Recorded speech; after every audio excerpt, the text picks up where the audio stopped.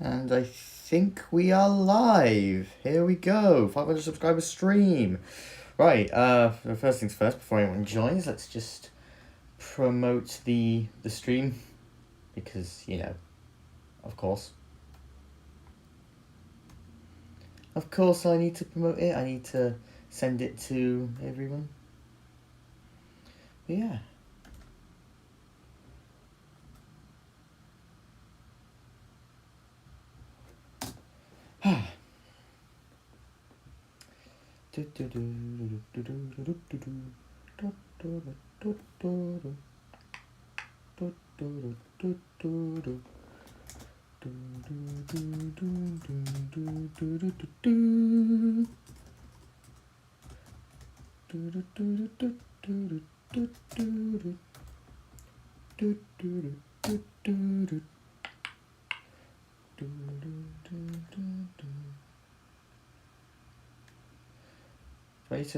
I probably need to create a community post. Alright, just so everyone can see the stream, because I want a decent audience, because then the stream will be incredibly boring otherwise. I need to post something. I really should have scheduled this beforehand, but I didn't know how to do that.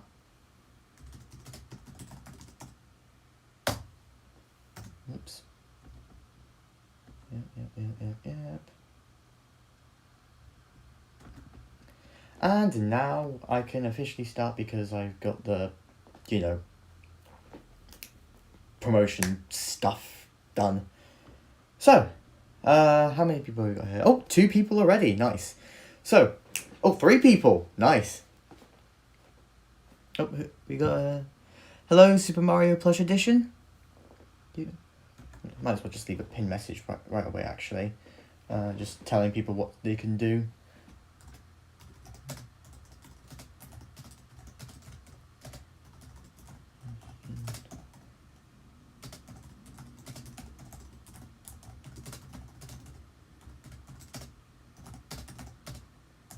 How do you pin a message on a live stream? I don't really know how to do it. Let me just... Oh yes, there it is. Pin message.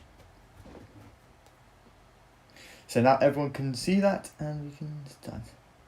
But yeah, so hi Super Mario Plush Edition. How are you doing? Having a good day. What about you? Just want to know how you guys are. We're in the stream for the long haul here, so hopefully we'll have some relative engagement throughout to keep this relatively entertaining. Are you happy? Yeah, I'm decently happy. I watched a good film earlier. I'm excited for the stream. Yeah. Oh, Clackle Geek. Dan has entered the chat. Welcome, Dan. Welcome. More people. Yes, bring the people in. Send the stream to your friends. Send everyone here. And make sure to tell people who haven't subscribed to subscribe, because 2 arseholes unsubscribed from my channel, so now I'm on 498. So it's less. So it feels like a hollow. It feels like a hollow celebration stream because I'm not even at 500 anymore. Cats or dogs? Controversial opinion here, but I don't really like dogs, to be honest. It's it is purely a me problem. I've had bad experiences with them in the past. I'm growing on them. Over time, but yeah. But I wouldn't say I like cats either, because they are assholes, to put it bluntly. That they're not very likable. I mean, even cats I do like are still assholes. Like Gigi, he's a stand character, but he is still sarky asshole. I was in 300 subscriber limbo for weeks. Oh yeah, I know that feeling. I remember before I hit 400 subscribers, I was like 395. They just stuck there for ages. It was really annoying. Oh, hi Glenn Skywalker. How are you doing? Thank you for joining the stream. But yeah. I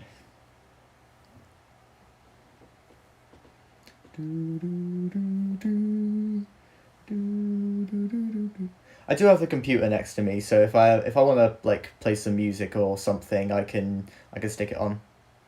I'm doing good. How are you? Yeah, I'm doing good. Had a good day yesterday. Had a good day today. I've had a more productive weekend than the past few weeks because I found my weekends I've just been doing nothing, and I kind of feel bad about it. Maybe it's because I've just been busy with school or something, but it's been just kind of busy with stuff. But this weekend I've worked on the January film ranking, and I'm really happy with how that turned out. Be sure to check that out. By the way, the January film ranking, because I put a lot of work into that one. Oh, I just thought of an idea, but maybe a commentary for a Doctor Who story, like you watch a story on stream or something. Maybe I could do a watch one, but let's have to think about it, because I didn't really plan for it, and obviously I can't show the episode on screen because BBC copyright. But it's a good idea, but I don't know whether I'll be able to do it. I think I need to have planned for it ahead, because I don't want to have the audio playing and then just get taken down for copyright and stuff. It's a complicated thing. Maybe I could work it out, but I don't really want to risk it for the time being. Spaghetti and meatballs. Yes, correct. Maybe not for this stream, but perhaps for in the future. Yeah, perhaps for a future stream. That'd be pretty cool to do in future, but definitely not for this stream because I'm just not prepared for it just yet. I mean, if you want me to do a commentary, I could do it. I could probably do a commentary on one of my old videos or something. That may be fun. Maybe, I don't know. So, because that way it won't get copyrighted because it's my own stuff.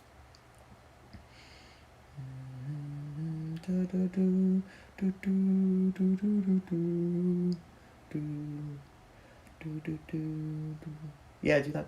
Yeah, I may do that. I may do that later, but for now I'm just chilling and letting you guys ask any questions. In the description box I said 5,000 subs. Whoops. I don't know whether I can change that right now when I'm in the when I'm already streaming. If I can, I will sort it out real quick. But I don't know whether I can pull it up. Oops. Let me just 500 and okay.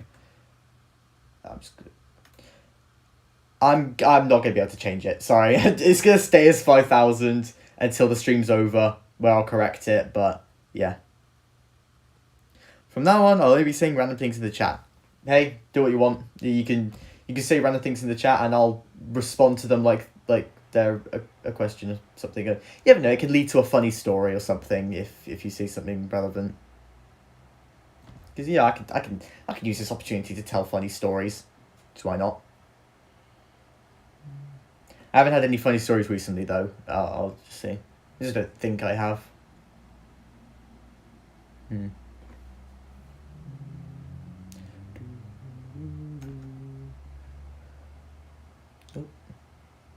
Hey, Universal's uploaded.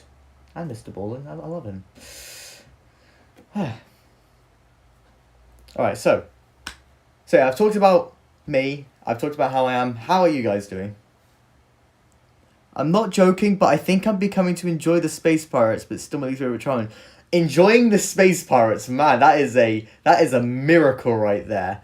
Okay, I'm not gonna diss your opinion, because I'm glad you can find some enjoyment in the Space Pirates. I just can't. I really can't enjoy. I really can't find any enjoyment with the Space Pirates. It's just so boring.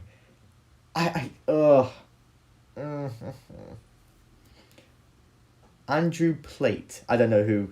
Is that a real person, or was that a mistyped Andrew Tate? Because if so, yeah, he's a meme. You just got Greta Thunberged.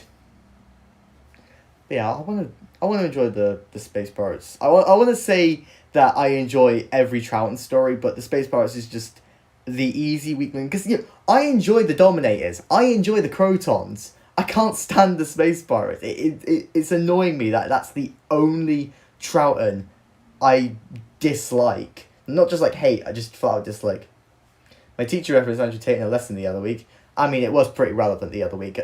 People were joking about how Twitter was going under, And to be honest, I'd be glad if Twitter was destroyed, but I think it was worth keeping up purely for that story. It was worth it alone. Now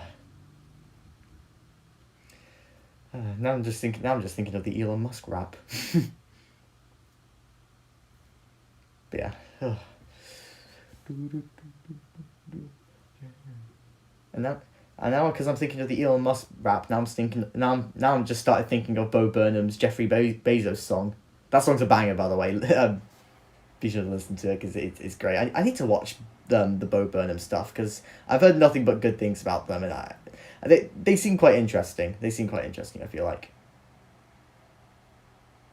Can we hear a live performance of the Wii Sports song you did? Oh, God. Oh no, the Wii Sports song. Alright then, this is a celebration of my channel. We'll do that in like a couple minutes. I mean, yeah, we'll do that in a couple minutes, because why the hell not? That'll be funny. What do you think of the next two box sets after Season 20, which is rumoured to be the next one? I didn't know Season 20 was rumoured to be the next one. I mean, I can understand that being the next one, because we haven't done a Davison since the second box set release, but just out of curiosity, where did you hear the stuff about Season 20 being rumoured?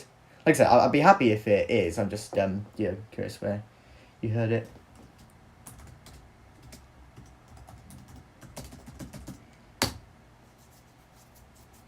Right, I'm just getting Wii Sports ready. God, this could be so stupid. This is gonna completely tarnish my credibility. But yeah, so what do I think the next two box sets are after Season 20? Honestly, I'm not entirely sure. They probably do another Tom Baker after Season 20. That would make sense. Something like Season 16 maybe, the Key to Time season. That would be a prime candidate. And I really want them to do a Troughton season at some point, but if the animations are apparently coming back, then I kind of want them to hold off on it and just animate the wheel in space first before releasing something like Season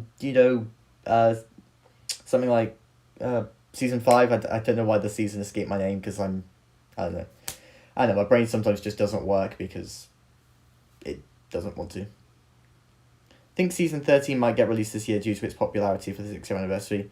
Yeah, but then again, Season 9 was released this year, and that's not a particularly popular season. Like, if they wanted to release a popular Pertwee, they should have done Season 7. But then again, I suppose there are restoration issues with that one. But I don't hear many people saying, "Oh yeah, I love Season 9 or Series 9 for that matter." But I mean, yeah, they could do Season 13. I'm not sure. And obviously, I think it would be wrong if they didn't do Season 1 in, like, November. But then again, it's like we did just get a Hartnell, so I don't know whether they want to do another one. It would be nice if we could get Season 1 in November. Yeah, I don't really like even that series either. I think Season 15 or 16 will be the next Tom Baker box set, but I don't know which one I would like to be next. I think I'd rather Season 16. But then again, I don't like any of those. I don't like either of those seasons. I really don't like the Graham Williams era. Easily my least favorite era in here. I'd rather watch the Chibnall era. Seriously, I don't hate the Chibnall era, and I don't hate the Graham Williams era for that matter. It's just, I just don't like it. It's bland, boring sci-fi. It's the kind of seasons where people who hate sci-fi, they're the kind of seasons people think of when they say they hate sci-fi. I don't know whether that made any sense. You could tell I'm not going off of any script here because I can't talk to save my life. But yeah, I do not like the Graham Williams era. Although Season 18 is worse than both of them. I like Season 16, but Season 15 is stuff. Yeah, it really is. Like I say, there's about 4 stories I like in the whole era. Like Horror Fang Rock, Pirate Planet, City of Death, and Sharda. But even then, Sharda doesn't even count because it wasn't even broadcast. So, yeah, I think that really says something. And when I say I like, I mean like genuinely like. Because obviously I love The Haunts of Naimon, but that's not particularly a good story, is it? It's a pretty naff story. but it's a comedic masterpiece.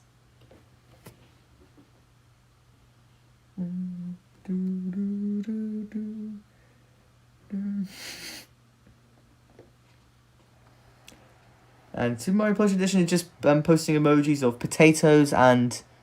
What is that? Is that beetroot? No, I don't think that's beetroot. What is the other vegetable there? Potatoes and some purple thing. I can't work it out. Okay, what is that? I really don't know what that is. This is gonna bug me now. I really can't work... Does anyone know what those purple vegetable thingies are that's being posted alongside the potatoes? What is it? That's going to annoy me for the rest of the stream. I bet it's something super obvious, but I'm just being thick. Like usual.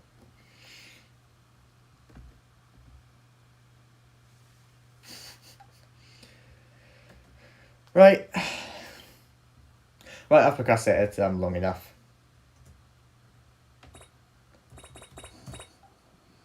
Should I really get onto... Should I actually start singing the Wii Sports theme? Because I feel like I should probably get around to doing that, because you guys want me to...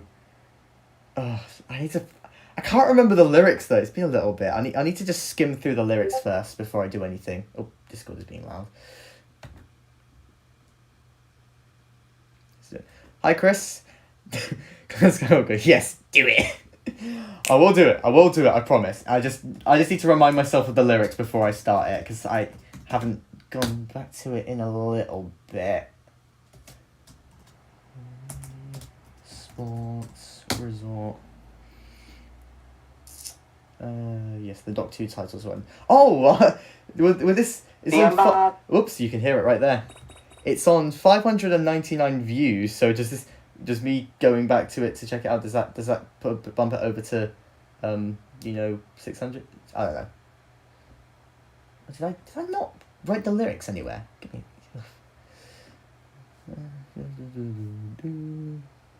Potato. Alright, I'm just gonna have to go through the lyrics first. Yep. And skim through.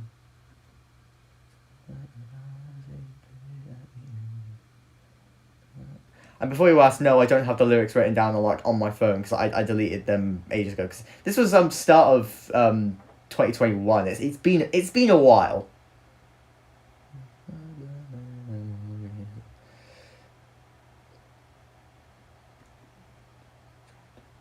And we got Eccleston dancing, Matt Smith dancing. What else?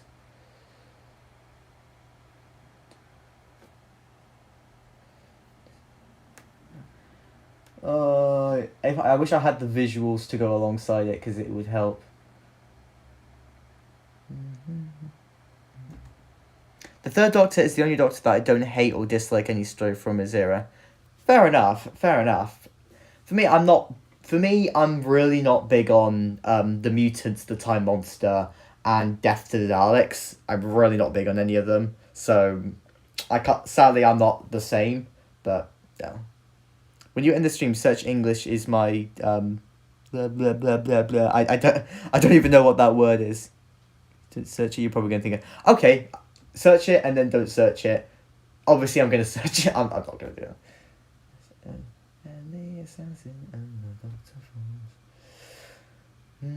I think when I get into the zone of it, it'll come rushing back.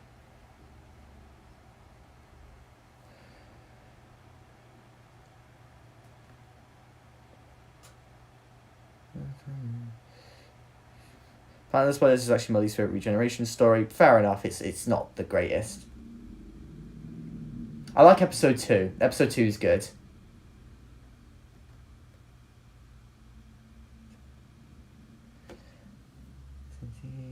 And then we've got Steven singing. And we got the Master dancing. If I made this now, obviously I'd have the Rasputin dance in the video. Oh yeah, Victory of the Daleks. I rewatched that story on Friday actually. Great. I think it's an underrated one. Alright. I think I've got it. If I mess up the lyrics, I am sorry. It's...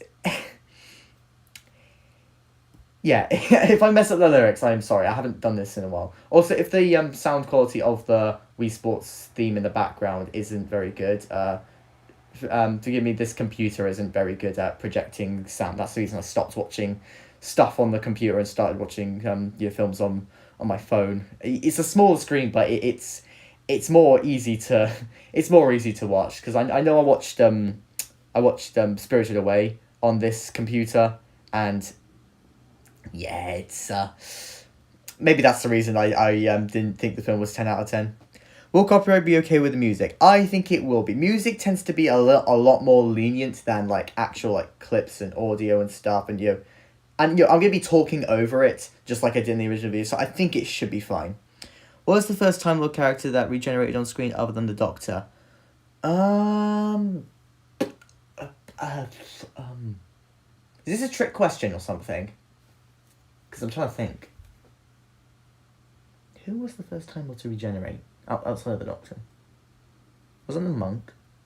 Was it the Master? I think it was the Master, wasn't it? Or was it someone else?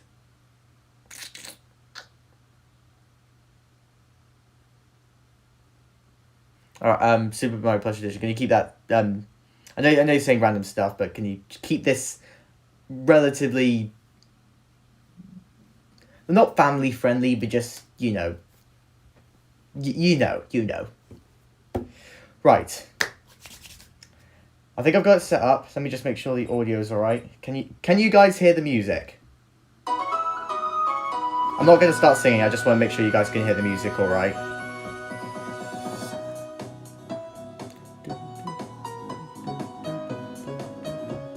Good, you can hear it.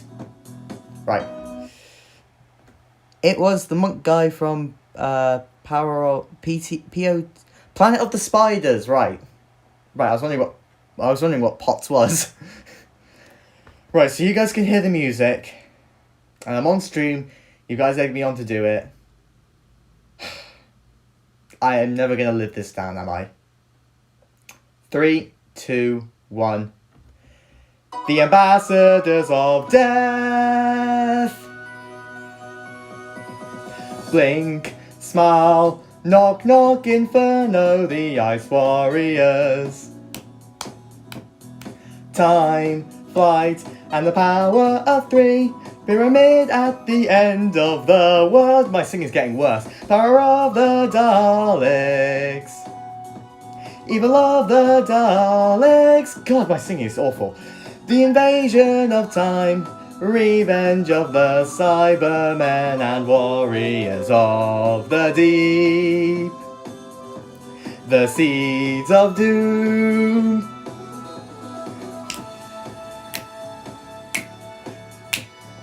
I cannot sing anymore. I'm so sorry. Genesis of the Daleks. Destiny of the Daleks. Praxius, Time, Lash, Deadly Assassin, and the Doctor falls. Rose, Chase, Enemy of the World, the Abominable Snowman. Day of the Daleks. Death to the Daleks. Trial of a Time Lord. Doctor Who and the Silurians and the Sea Devils. City of Death. This sounds better than your version, but agree to disagree there, because I think my singing's gotten worse since then, even if the audio quality is slightly better, because, yeah. Yes. Victory of the Daleks. Asylum of the Daleks. That was the weirdest way to say asylum. Censorite. Oh, blimey. Never get me to sing on stream again, because I am so bad. I am so sorry, you guys. I am so sorry. Let's just forget about this. Yes, please. Let's just pretend this never happened. What was your opinions on Trial of a Time Lord? Ambitious, respectable, as like your ambitious story, and it's interesting meta take. It's got great behind the scenes stuff. As a story in itself, though, it's alright, I guess. Mind Warp's good. I like Mind Warp. The Ultimate Foe it starts off promising, but then really tails off around the end. The other two I find really boring. For me, the best stuff is the stuff in the actual trial room, I think. This was my fault, sorry. Yeah, you better be sorry, otherwise if you do a live stream, I'll get you to sing a song.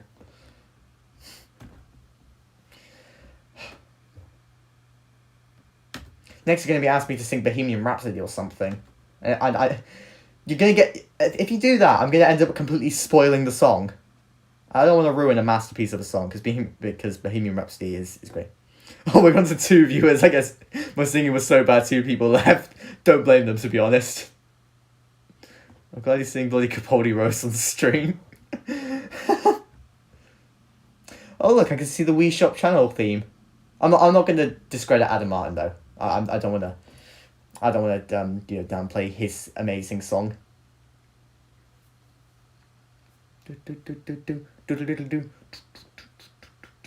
Actually, I'll play it in the background anyway. I won't sing it or anything. I'll just play it because it's a banger song.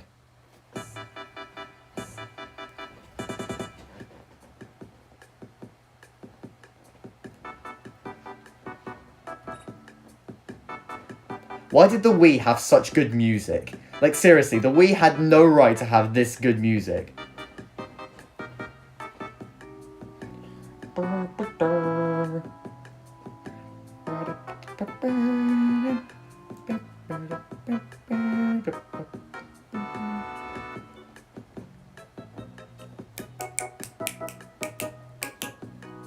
Alright, I'll stop because I think copyright will come after me otherwise.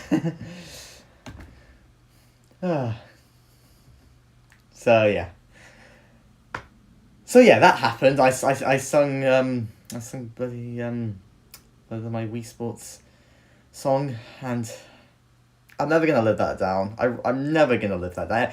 Every time I say something controversial in a video, people are just gonna be like, your opinion's invalid because you sung on stream or something. I don't know. I just know someone's gonna be using that against me in some way.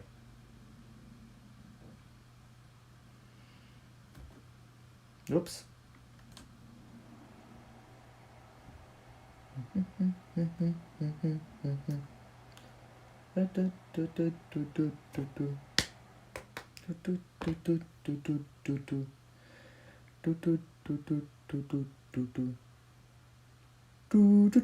Alright, what else is there to say?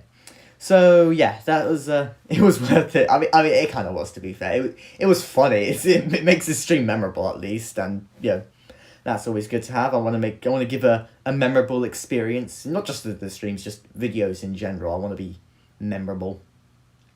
What was the last Classic Goose story when you first watched? What was the last Classic Goose story you first watched? Wait, what was that? What was the last Classic Goose story when you first watched all from each Classic Doctors for the first time? I'm gonna be honest. I don't know what you're trying to say. I think a couple grammatical errors confused me. Hate to be that guy. What was the last Classic Doctor Who story you first? What? Do you think you could rewrite the question? Yeah, do you think you could rewrite the question, please? Because I don't fully get it.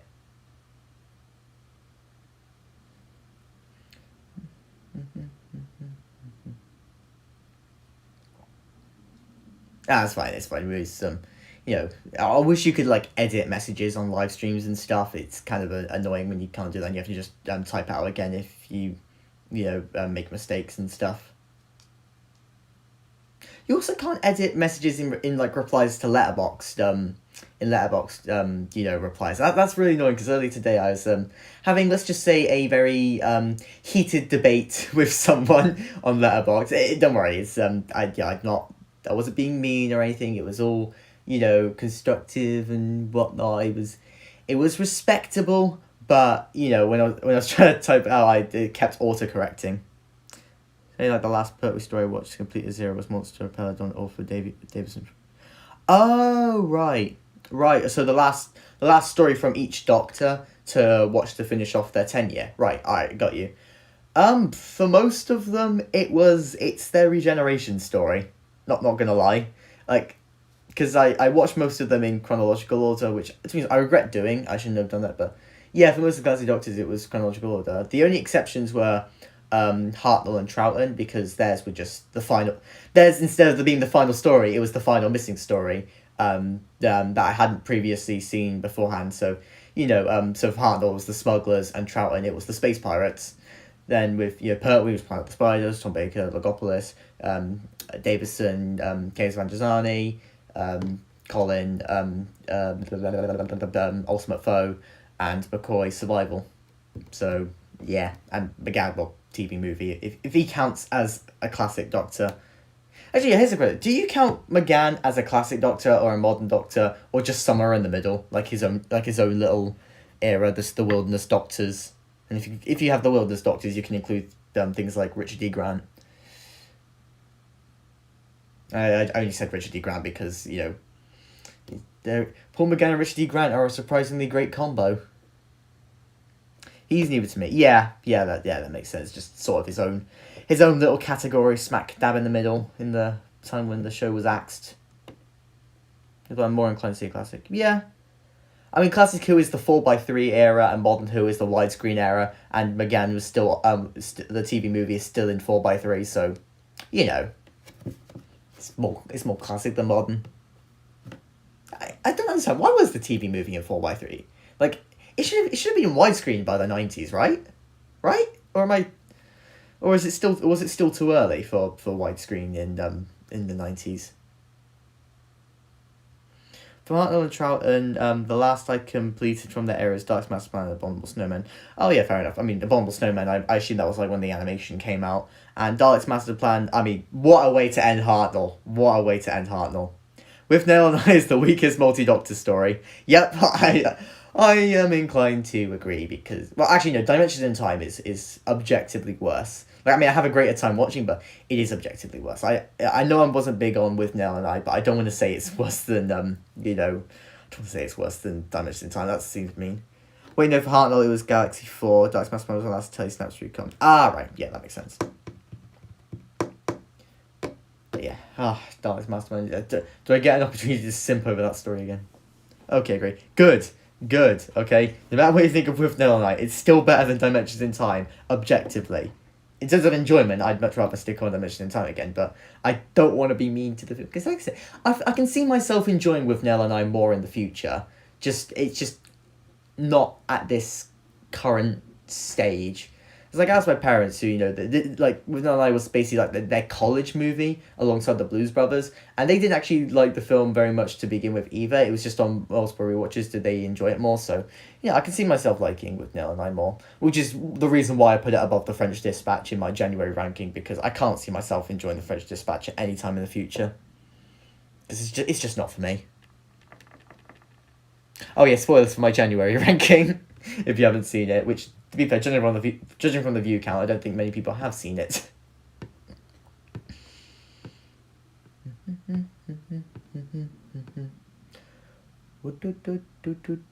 Great, now the Wii Shop Channel theme is stuck in my head.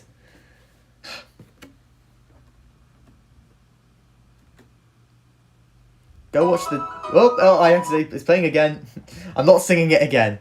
Go watch the damn January ranking, folks. Yes, do that. Listen to him. Listen to him. Watch the January ranking, please. Please. I don't like insisting. Or I don't like insisting on watching it all the time, because it feels a bit. I don't know how to describe it. It just doesn't feel right. And that's the reason why I never say. That's the reason I'm never like, oh yeah, go subscribe to the channel and whatnot, because I don't like going on about it so much, because it kind of, I don't know how to describe it. It feels very pretentious to be like, oh yeah, subscribe to my channel. That's the reason I'll never do the whole, only 2% of you are actually subscribed to the channel. Make sure you subscribe today. I just never like that. If we go to 3 time periods or events in history, what would it be? Right. Battle of Hastings, the easy choice. I always say that. I just want to see how it actually played out. I'm always been curious by that. What else? Probably thing is, the problem with history is like so much of it is horrific or horrible histories, if you know what I mean. And like when I say the Battle of Hastings, they'll be like watching the battle unfold from like a nearby hill. I wouldn't want to get involved in the battle itself. So there's periods of history I'm fascinated by, but I wouldn't want to actually go there. Like I've always been fascinated by like just the home front in World War Two, but I wouldn't exactly want to go to World War Two. I've been I'm interested in something like the ancient Egyptians, but I don't particularly want to go there when there's all the disease and slavery and stuff. Yeah, it's a tough one. It's like I can say, oh yeah, I want to see some dinosaurs, but that's pretty dangerous. Pretty dangerous. I once heard from someone that the reason they don't do the whole like and subscribe thing is because if someone enjoys your content, they don't need that prompt to support your channel. That is a very good point. That is a very, very good point, actually. Yeah, that is a good point. But yeah, so I don't like saying it. I only say like be sure to subscribe purely be out of like obligation. Like everyone says it. It's like, oh, I want to grow the channel.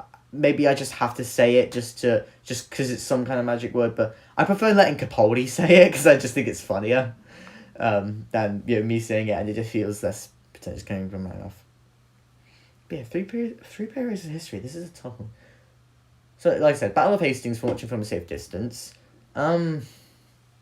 Maybe there could be a period of history which is fine in hindsight, but at the time wouldn't have been fine. So maybe something like the 1960s, because everyone was fearing nuclear Armageddon, but now because we come from 2023, we know that the world didn't end in 1962, so you can go to like the 1960s and be fine, and you can see all like the cultural changes and stuff. Something like yeah.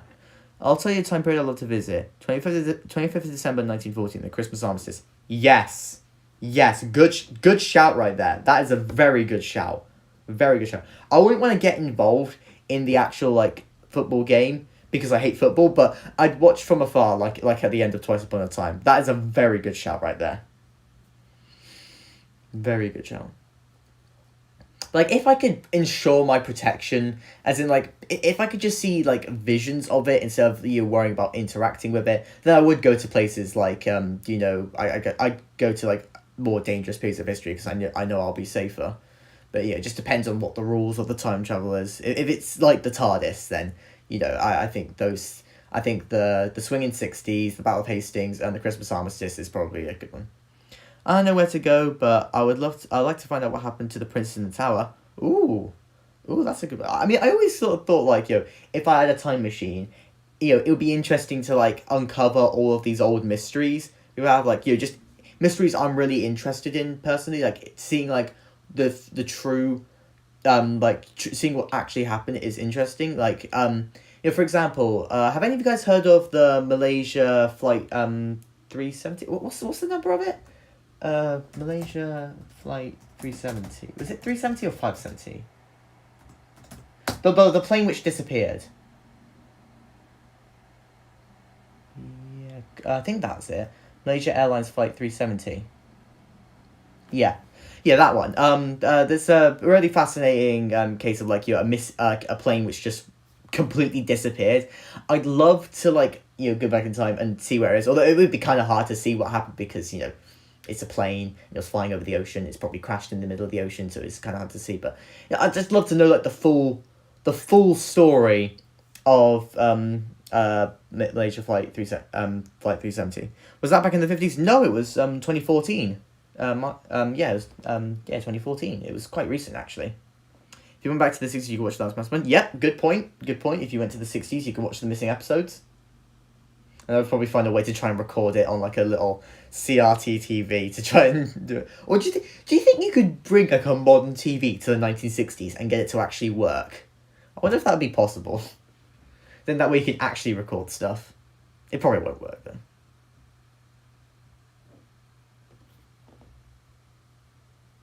But yeah, I'd be interested to see what happened to Flight 370.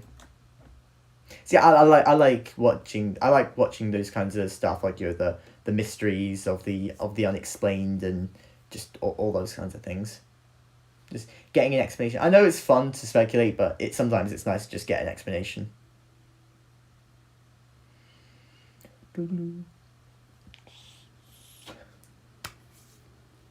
Christ, we've been streaming for 40 minutes already. This has gone like quickly. Like I said, this is just the chilling part, of the stream. Maybe later in the sorry, pardon me. Maybe later in the stream I'll move the camera to behind the TV so I can just I can play like a video game or something, but I don't know, maybe we'll do that. It's maybe a bit too much of a hassle. We'll see. We'll see. Well, now I've got Wallace and Gromit in my head.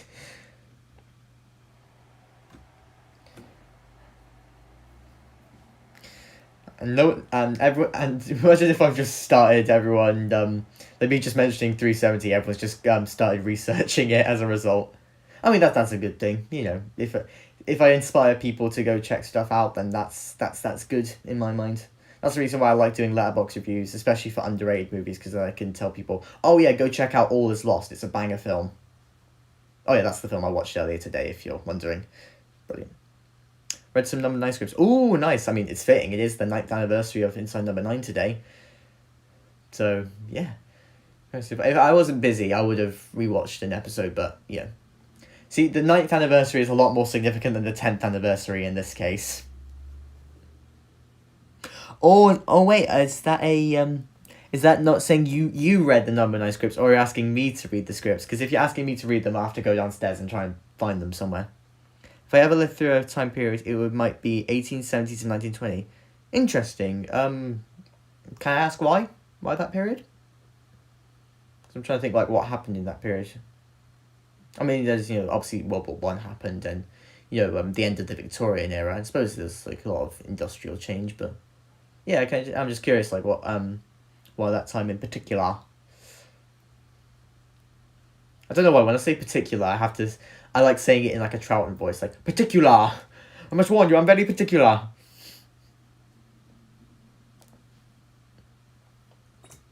Oops.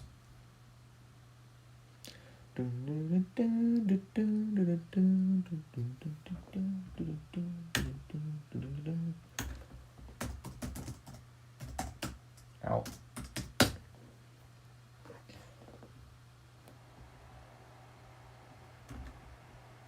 I'm just going into some stuff here.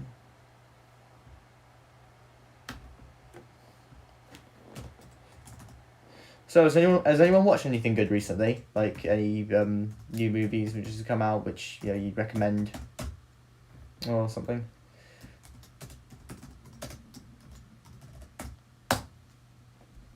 Oops.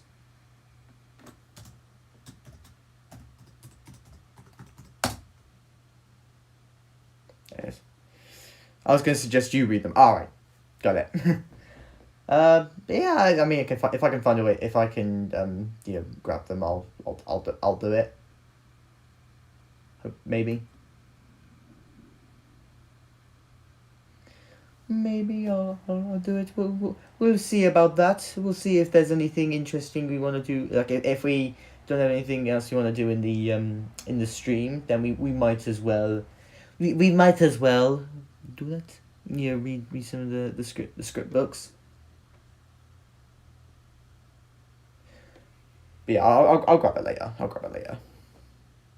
By the way, is the stream quality alright? But guys, I haven't asked yet. Like, is it hopefully it's it's not too laggy or something? Because I know Streamlabs can be a bit hit and miss. I just want to make sure it's not too bad. Like you can hear me alright. Well, I suppose the visuals aren't really important because it's just Big Teddy right there. But yeah. Also, it's not a static image. It is yeah. Rewatched Knives Out last night and I absolutely will do video reviews of both films. Fair enough, because Knives Out is a brilliant film and, I feel like they have a lot to dissect and say about them because it's, they're, I wouldn't say deep, it's more just complex and, they're easy to talk about a lot, I think.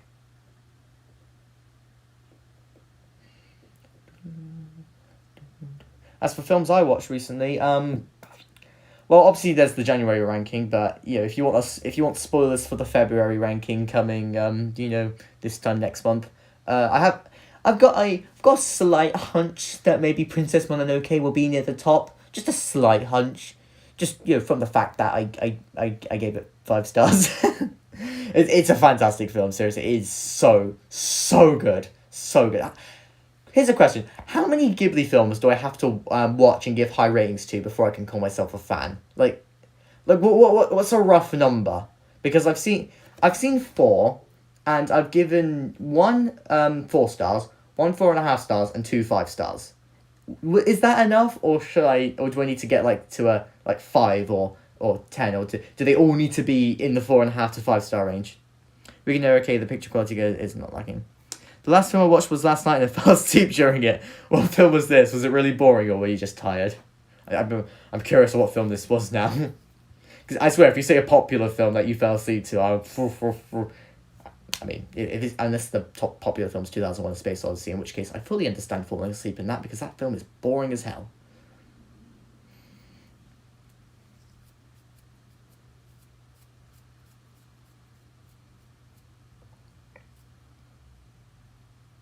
King, and I think I was tired. King, alright, I'm on Letterboxd at the moment. Let me see what this is. King. 2000. There's a couple films called King. Is it a recent film, 2022 time, or a bit earlier? Is this the Martin Luther King story, or the the Asian one which came out last year, 2022? Do you know the director? Because there's multiple films called King. I meant The King, and it was 2019. Okay. Let's see what this is about then. I'm curious. It's about Henry V. Interesting. What is this? So, The King, 2019, directed by David. I'm not going to pronounce his last name. England, 15th century. Hal, a capricious prince who lives among the populace far from court, is forced by circumstances to reluctantly accept the throne and become Henry Henry V. Yeah, I like a good historical film, but it has to have something interesting. Let's read some reviews. I've seen 4 Billy Wilder and called him my favourite classic Hollywood director. Yeah, but to be fair, that's a single director, and they obviously don't have as much stuff as a full studio. So, Yeah, who's in this film? What's the cast like? So Timothy Chalamet, Joel Edgerton. Oh, Robert Pattinson's in it. Nice. Let's read some reviews. I can't watch this without thinking about the Timothy shouldn't be in period pieces because he looks like he knows what an iPhone is tweet.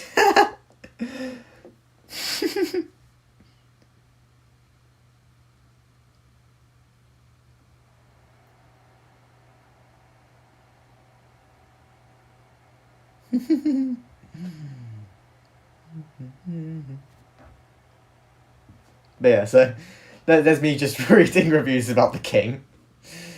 I love a good fun. I love funny Letterboxd reviews. They give me sustenance sometimes. They really do. One of my favorites is it's kind of a silly joke, but one of my favorites is for Pan's Labyrinth, where someone just says, "Where the hell was David Bowie?" as a reference to a labyrinth. I think that's funny. What other jokes do I like? I'd love to just do a video just compiling my favorite Letterboxd jokes, but at the same time I don't really want to do that because you're taking credit from someone else's stuff. That feels mean. I don't want to do that. Something about that feels wrong.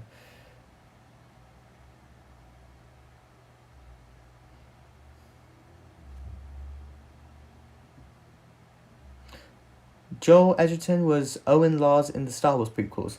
Who the hell was Owen Lars? I never watched the. I can't. Who the hell was that? Owen Lars. Who is that? Was he like a jiggy? Well, he's got a Lego figure, so he must be somewhat important. Oh!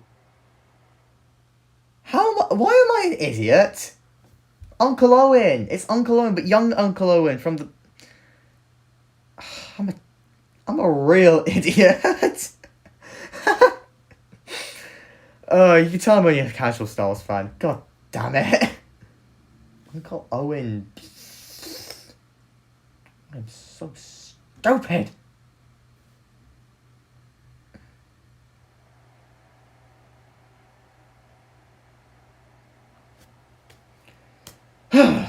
What else is Joel Edgerton? I'm just reading Letterboxd stuff. I mean, this is what I usually do in my spare time. So I suppose it's like if you want to stream about me, then yeah. Which actors from Doctor Who were you surprised were in Star Wars?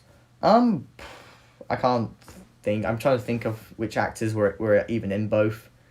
I tend to care more about which actors from Doctor Who are in Blake 7 because that's what I'm watching at the moment. Colin Baker's in Blake 7, by the way. He's in the best episode, and I'm not just saying it's the best episode because it has Colin Baker in it. But yeah, so Star Wars and Doctor Who, I don't know, what parallels do we have?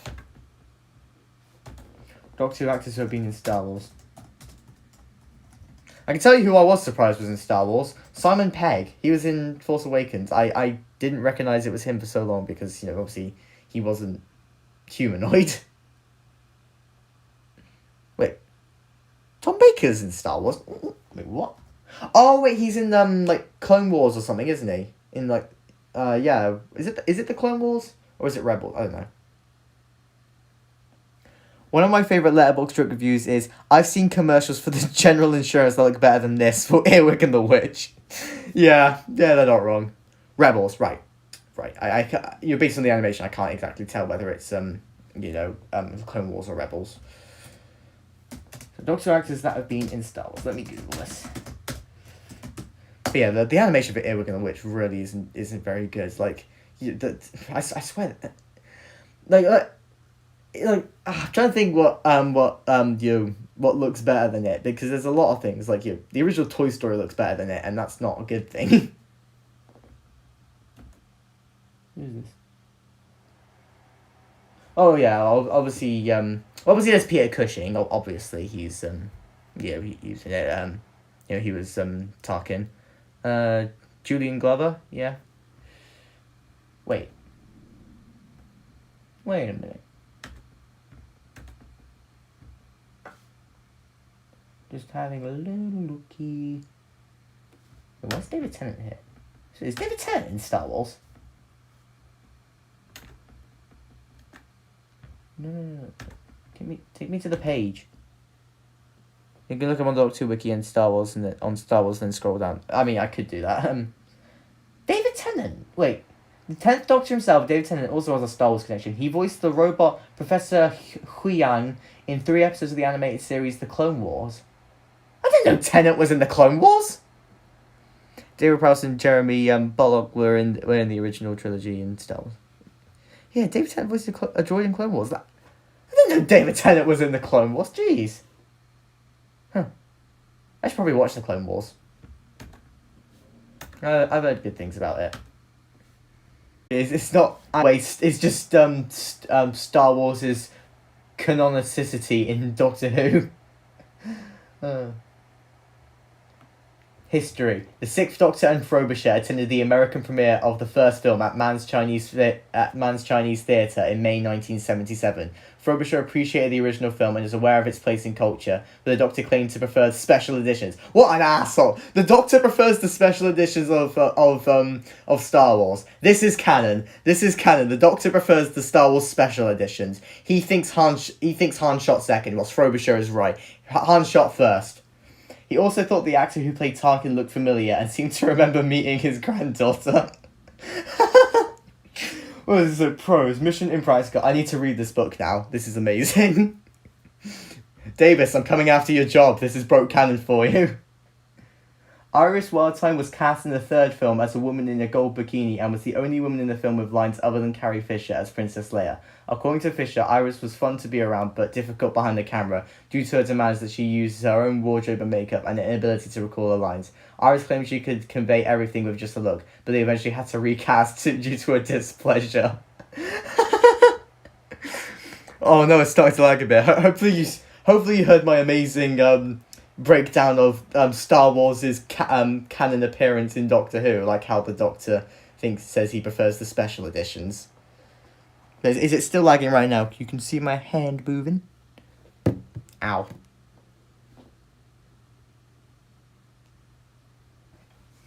Star Wars Episode 1, The Phantom Menace, was among the films which Bill Bishop watched in the Department M Rehabilitation Facility in 1999.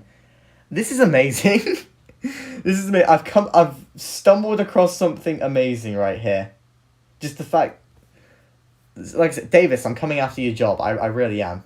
As Davis already covered this, because I haven't watched most of Broke Canon, to be honest.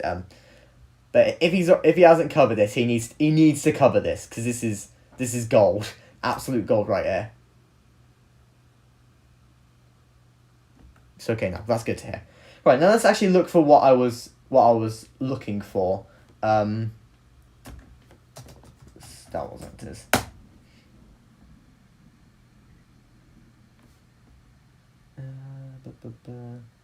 All the actors who appeared in both. So who have we got there? Wait. Oh, right. I saw Matt Smith and I was confused for a minute, but yeah, wasn't he originally meant to play a young version of Palpatine in Rise of Shitwalker? Forgive my French. But yeah. That would have been awesome. It was just, you know, Matt Smith as Palpatine. Like, come on, that would have been amazing, but no. Stupid Rise of Shitwalker. Awful. Oh yeah, I forgot Richard D. Grant was in Rise of Shitwalker as well. See, this just shows how bad that film is. Like, I forgot Richard D. Grant was in it. Because he did, like, nothing. He got blown up and that was it.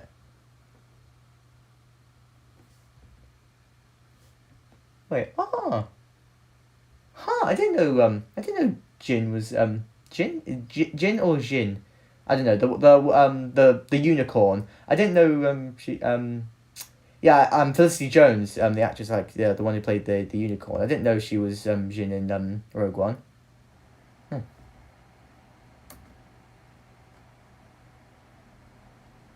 Alright, I'm going through this page. So yeah, Simon Pegg, yeah. No, he's technically a Doctor actor, so yeah. Oh yeah, Jimmy V. He was at Banner Capalata was played versions of R2D2.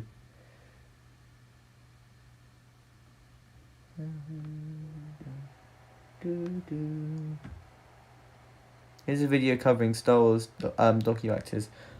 I'm using the Radio Times at the moment. I'll have a look in a minute. Wait, Daniel Mays was in Star Wars.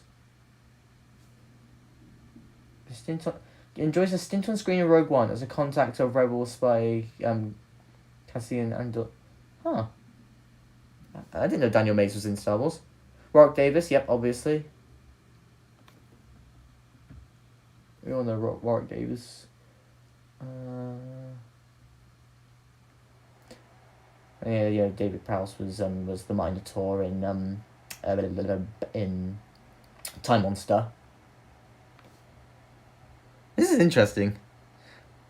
Be right back. I'm going to sub you on my which will get you to 500 subs. Thank you. Maybe instead of being a celebration stream, it'll be a let's reach 500 sub stream, because I don't know who unsubscribed. Seriously, I mean, if they unsubscribed after my song, I can understand, but they unsubscribed before the song, so I can't understand.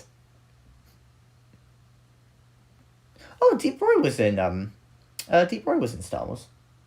Deep Roy was in a couple of Blake 7 episodes actually, and he's appeared in two. He was in two different Blake 7 episodes actually. Although one of them you couldn't tell it was him, because he was wearing like costume and stuff. Oh,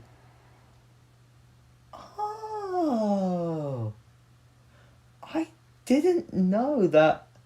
So the Rick Griffin, the guy from Daleks in Manhattan, he was Panaka? I did not know that. Huh.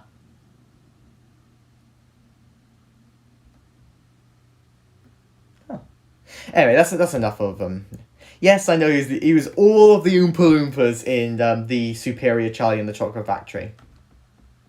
And no, I will not take that comment back. I refuse to. Yeah, Deep Roy, yeah, obviously, yeah.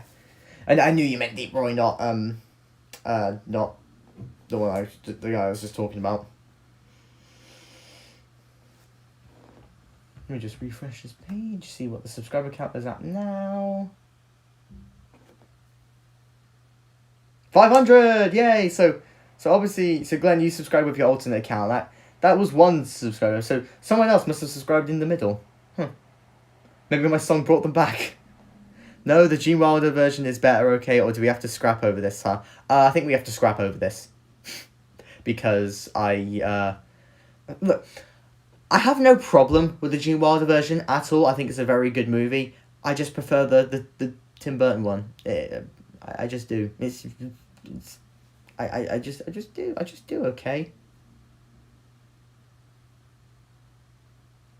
Congrats on the milestone. Thank you, Toby. Thank you, Toby, for congratulating me, because I feel good at 500, halfway to 1,000. And then when we get to 1,000, obviously you'll get to see my ugly mug. Okay, I forgive you. Good, because, yes, don't misinterpret me. I don't think the Gene Wilder version is bad, it's just not as good. I know why I felt like using Big Teddy there. I just felt like I wasn't doing enough, like, on screen. Whoa, we're halfway there. Whoa, living on a prayer. Wait, I just said I wasn't going to be singing again on this stream. I'm not doing a karaoke version of Living on a Prayer, mostly because I don't know most of the lyrics. I just know the main chorus. It will be even worse. I'd only do a karaoke number on this stream if I knew the lyrics to the song. And trust me, I don't know the lyrics of many songs outside of Queen.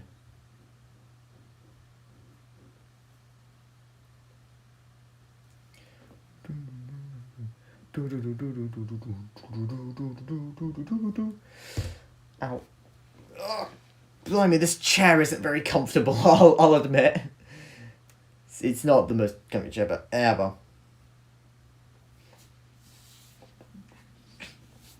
By the way, I know when you suggested doing a commentary on, do you agree that the Marco Polo Part 2 cliffhanger is the most memorable part of the story?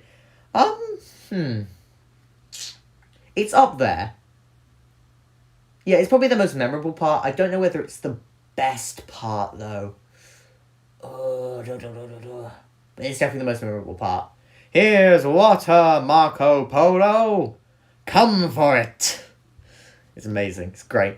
But I think my favourite scene is actually the scene between Susan and Barbara. I think it is in part 2 actually, when Susan's outside and Barbara just talks to her and it's memeable. Sorry, I misread that. Oh god, I'm an idiot. I am such an idiot sometimes. But yeah, it is definitely the most memeable part. And the most memorable part, because it's so memeable. I am so sorry for being an idiot. So sorry. As well, I do see that you've Mighty Sure. I'll check it out after the stream. I just don't want to randomly start watching YouTube in the middle of the stream because that would be weird. Unless it's my own videos. And like I said, I know what you guys said about doing a commentary, but I'm trying to think which video would be best for me to do a commentary over. Which video do you think I should do a commentary over? Just talking about how I did it.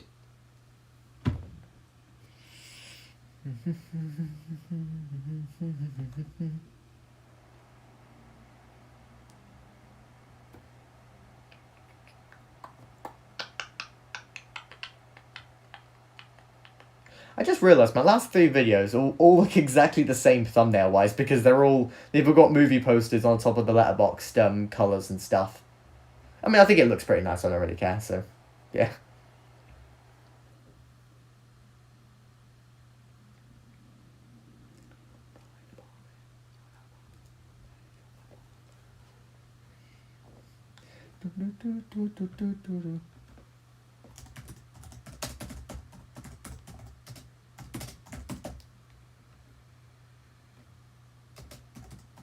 Oops.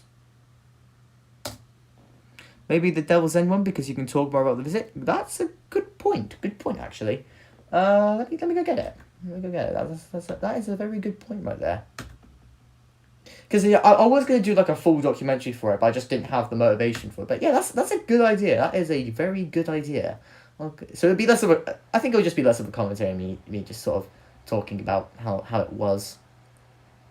Right, where is it? When did I do it? Well, technically I recorded it like 2021 and then didn't upload it until May Day 2022 because, it's fitting. Yeah. Let's get this up.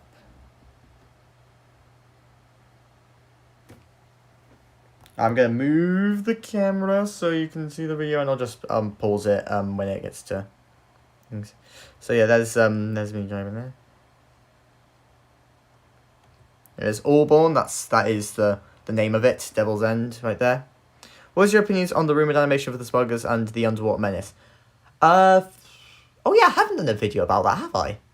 Well, I'll just say this right now, that if it happens, I will be very, very, very, very, very, very, very happy, because I'd be just happy that the animations are coming back. I'll just put the phone down real quick whilst I answer this question.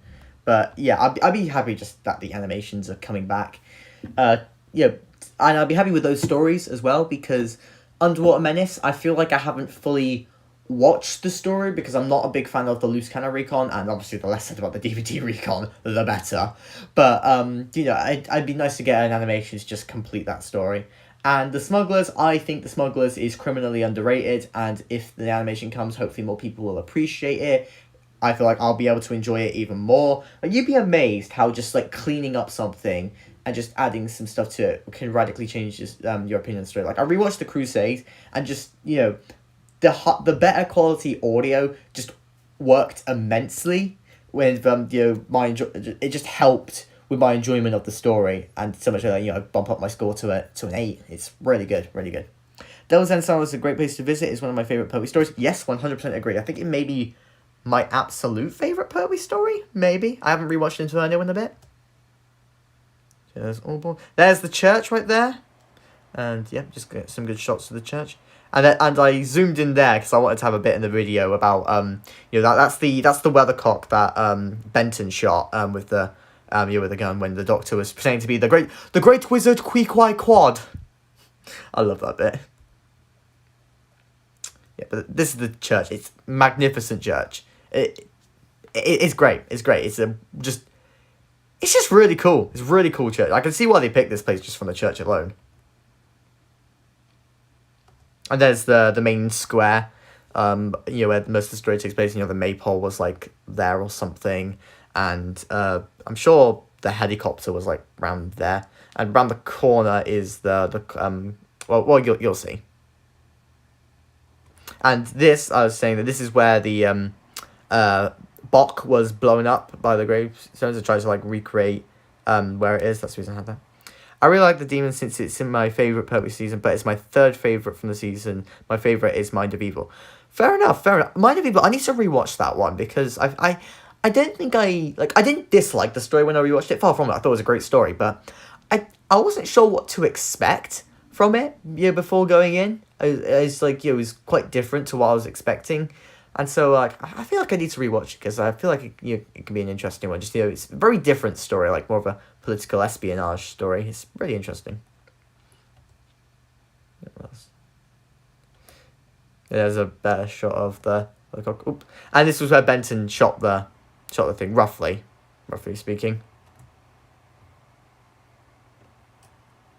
And this isn't used in any episode. This is just me walking up to the barrow, which is where the Devil's Hump was in the first few parts of the story. My parents insisted that I recorded that bird of prey because they obsess over birds of prey, and it gets annoying sometimes. Like, apparently they're engaged. I don't get what birds of prey actually are. I haven't bothered to learn because I don't care enough about birds. These are the barrows where the Devil's Hump was being filmed in the story, where they filmed the shots there. This top area, beautiful place. Like, I'm not doing it justice with recording it from the screen right here, but like you have to be there. Like it's one of those places where you just have to be there. Like it is so peaceful. Just it's like the closest I've ever come to like pure silence. Well, obviously there's like the sounds of nature, but that's about it. Like I couldn't hear any cars, couldn't hear any other people aside from my family. It's like it's the place you go to for enlightenment. How far is the Barrow? Quite a ways actually. You got to hike up a big hill to get there. It's a long way. It's a long way, and if you want, and there's like a separate Barrow which is like away from all the rest. That's not where they filmed the story, but there's like there's like four barrows in a row. And there's a fifth one just far away. If you want to walk to that far away one, that's an extra mile added onto your walk. There and back, like that's technically an extra 2 miles. But yeah, it's a long way. It's a long way. Bring your hiking shoes, especially because the grass is very long. But so don't go when it's wet because you'll get soaked. But luckily it was very dry and sunny. See, look at the view there. And this was where Bock appeared from behind the behind the Barrow. Just it was like in the part 2 cliffhanger. Was it part 2 or part 3? I don't know. I need to rewatch the Demons for May Day this year. Ah, there's Big Teddy there, and I got it up on my phone just to say that this is where they filmed it, just to try and get a better thing. And here's the Cloven Hoof, or it's been named the Blue Boar now. But yeah, this is the main pub from the story. Yeah, Cloven Hoof, Blue Boar. In fact, there's in a little bit. Yeah, so they call it Blue Boar now. See, Cloven Hoof. That's what it's called. Oh, Steve Pimpton just tweeted. I got a brief shot from the inside, but I think it's different from the other thing.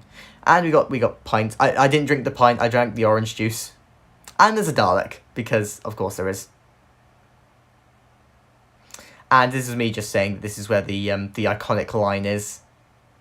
You know the one. You know the line. Chat with the Wings there. 5 rounds rapid. Right, so, what was I going to say? If the invasion of the dinosaurs was never recovered and still missing, would it have been animated? Definitely, because it's not I don't think it would have been the hardest story to do. Like, and you might as well do it just a complete Pertwee. So yeah, I think they would have animated it. Also, because that autoplay was accidentally turned on. Now my Power of the Doctor reviews going on in the background. Yeah, that would be an interesting point of discussion. What do you guys think of Power of the Doctor, like, now that it's been, like, months since it's come out? Because, basically everyone here seems to be Doctor Who fans, so I can talk about Doctor Who specifically, but what do you guys think of Power of the Doctor? So I think that's an interesting point, because, obviously when we saw it, we were all a bit hyped. It was, it was like, oh, Ace and Teague in the back. It's like, looking back objectively, months later, do you think, like, it still holds up? Like, it's still any good? Or something, or do you think it will sort of lose its edge at some point?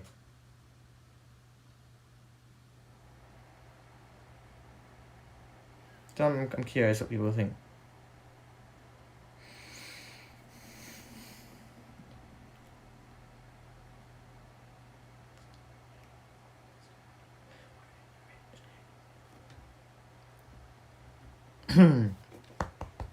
I still like it, but I'm not sure how it'll stand up when I get to it in my rewatch. Yeah, fair enough. It's like I'm kind of. It is just a curiosity about like will it be any good?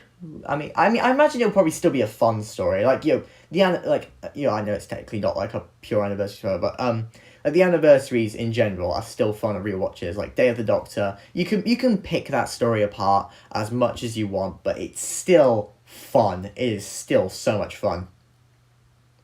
I like it, and I think 13's goodbye to Yaz should have been quick. Should have been quicker. Jeez, I think it should have been slower. I mean, I don't particularly like Yaz, but it still felt really rushed.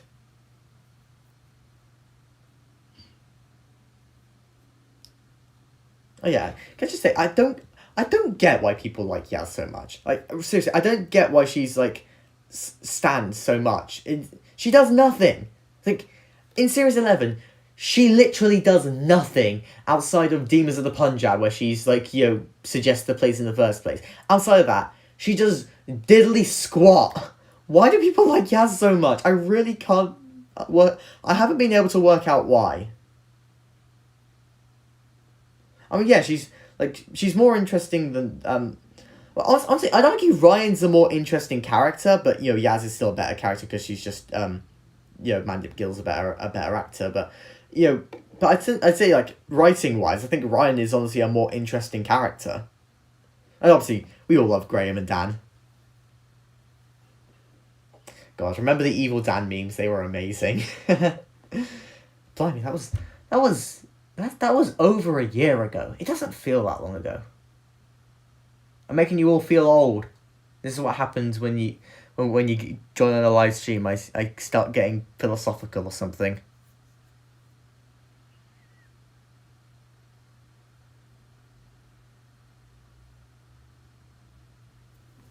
But yeah. But I'd say for me, Power of the Doctor, I think I think objectively it's an absolute mess of a story, and I don't think it's very good. But in terms of pure enjoyment, it's still I think it will still hold up just because it's fun with all the fan servicey stuff and everything. But I think looking at objectively, I don't think it's far from perfect. Far from perfect.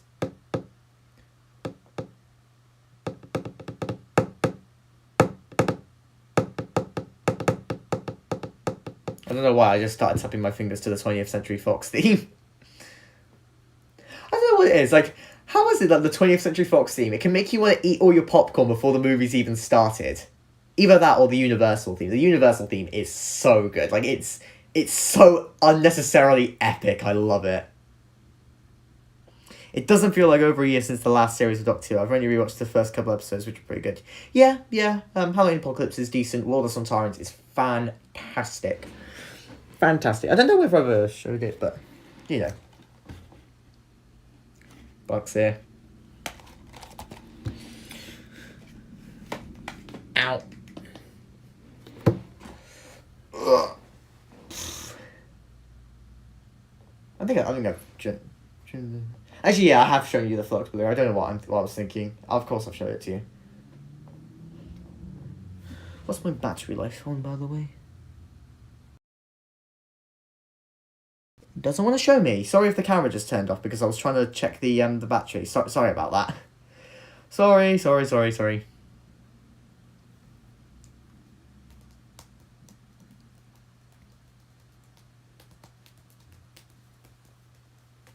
What other videos do you think I should do a commentary on? What's my most popular video? Oh yeah, the freaking death video. I really hate that video now. I really do. Like,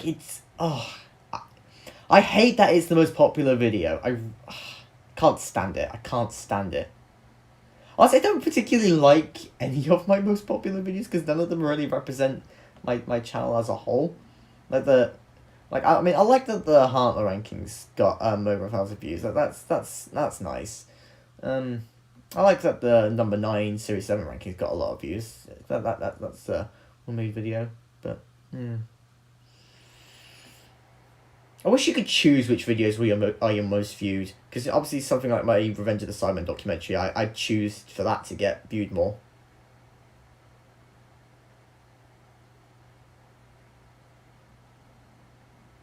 I'm just scrolling through the most popular videos. I just remembered the Jeff Bezos cock rocket.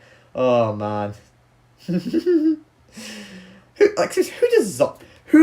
designed this rocket and thought it was a good idea? Who thought this was an appropriate rocket design?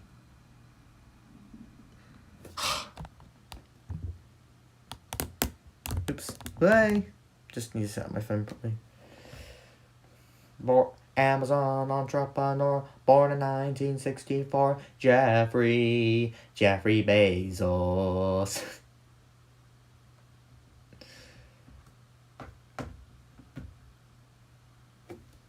Are we talking about Jeff Bezos again? I don't like Jeff Bezos. I should probably clarify that right away.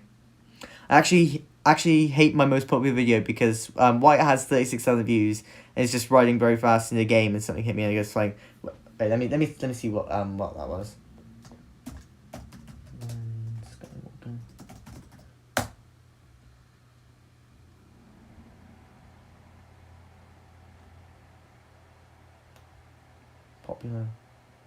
Oh, it's the GTA 4 video. So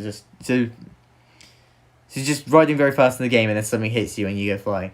Yeah, sometimes the dumb stuff ends up becoming the stuff which gets loads of views, and it's always really, really annoying when that happens. Like, why can't the good videos do it? The good video. Why can't the good videos get the frickin' thing? Ugh, it's annoying. It's like it's just like I work my butt off trying to get a video out, and then it underviews. Then the very next day I upload a dumb meme, and that gets hundreds of views in a second, and it really annoys me. I hadn't heard of him until the last couple of years. That song didn't help being a big TikTok trend. Wait, did TikTok ruin the Jeffrey Bezos song? Because if so, TikTok can go die.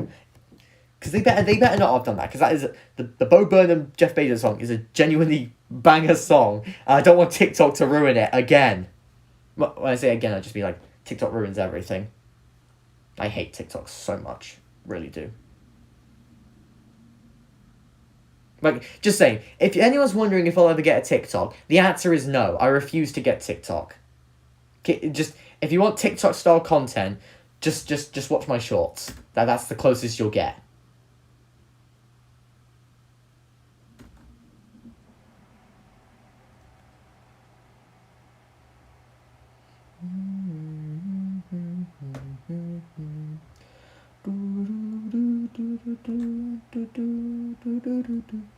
Yes, that's where I heard it from. Everything on the app ends up on the rest of social media. God damn it! I campaign. We ban TikTok. Who's with me? Who's with me? We'll ban TikTok, everyone. So should we? Where do we go to ban TikTok? Do we ask? Yeah. Where should we go to ban TikTok? Is there a TikTok HQ somewhere? Like in, I don't know. Twice Upon a Time is probably my least favourite new Who regeneration story, but I still like the regeneration scene. I prefer 12 regenerated in Dr. Falls. I agree. I think 12 should have regenerated in Dr. Falls. That was a more fitting end to his Doctor, I feel like. I mean, I like parts of Twice Upon a Time, and I don't think it's as awful as some people say, but it didn't need to exist. To put it bluntly, it didn't really need to exist.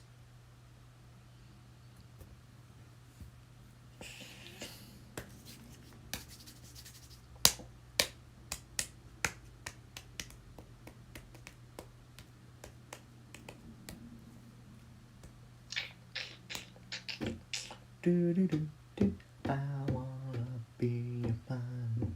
Does anyone have any good because we've just been chilling here. Does anyone have any good game ideas? Well, I mean by game, just get me to do something for whatever reason. Just say do this, this, and this. But obviously nothing which requires the camera stuff. Just some kind of, you get what I mean. Just some kind of activity or something. Because we've chilled long enough. We might as well do something more active, I feel like. Am I still on 500 subscribers, by the way? Let me refresh the page.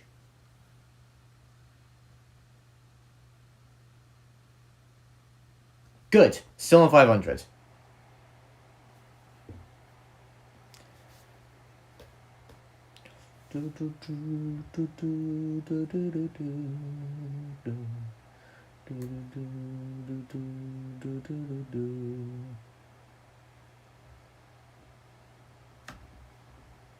Whoops.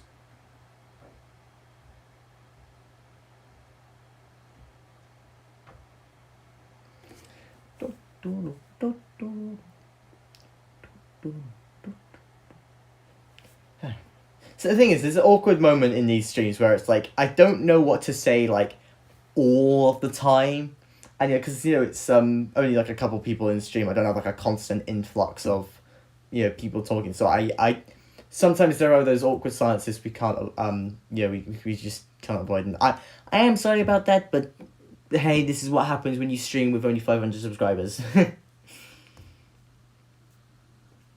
I say I got 500. I swear there's channels with less subscribers than me that get way more comments. I kind of wish I got more comments and stuff, but oh well. I should be grateful with what I've got and stop moaning about that. I'll shut up.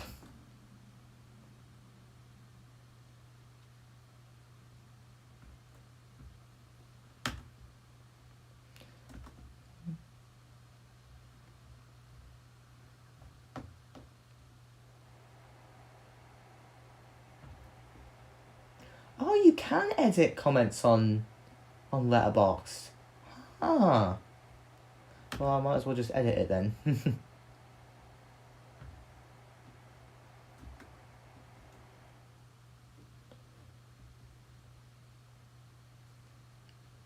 I sometimes wish I got more comments, but at least I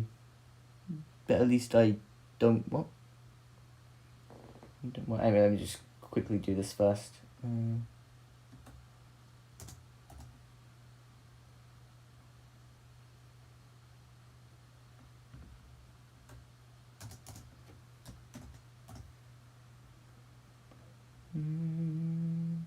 Oops.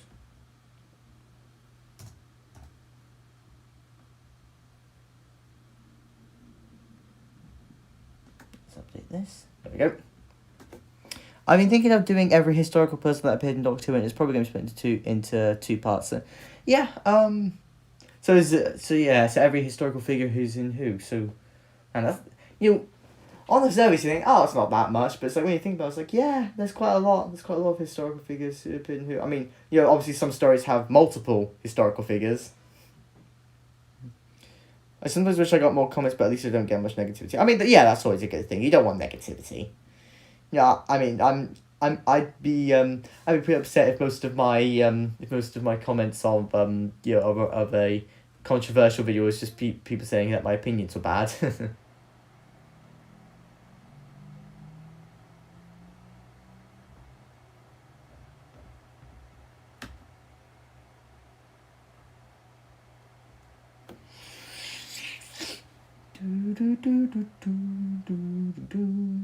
I'm gonna put on some music, just to dissolve all the awkward silences.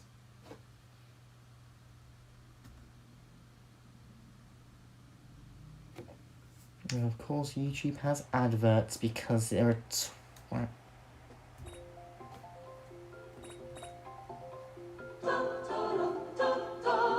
Yay! Happy song. Okay, that's about as much as I can probably play without copyright. No, I'll find some copyright-free music. Don't worry.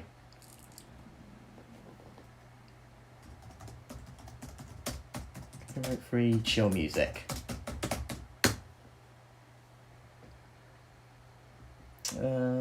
Chill beats. Chill hop. Chill synth.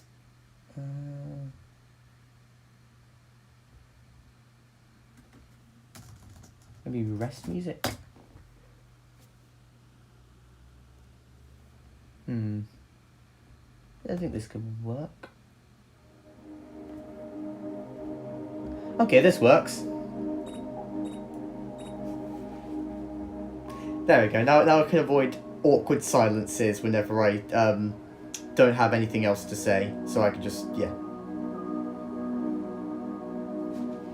Although ads keep popping up. I just hope there's not too many YouTubers, because I swear, if I have to listen to bloody Jet 2 Holidays one more time, I am gonna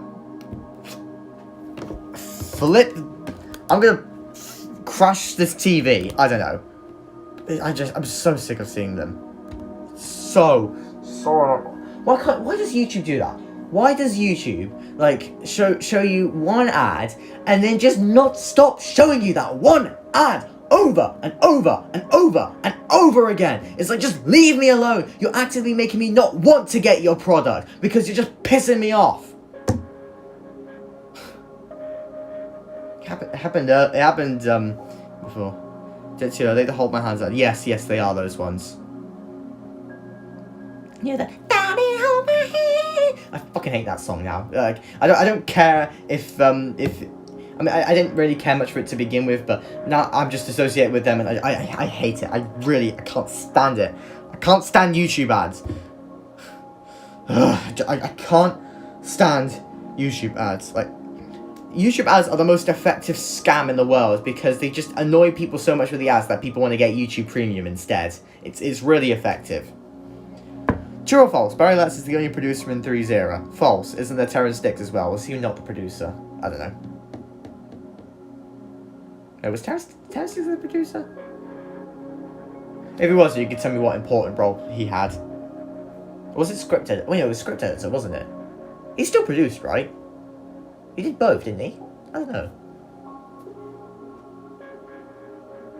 I don't know, actually. I think. Well, I think it's false either way.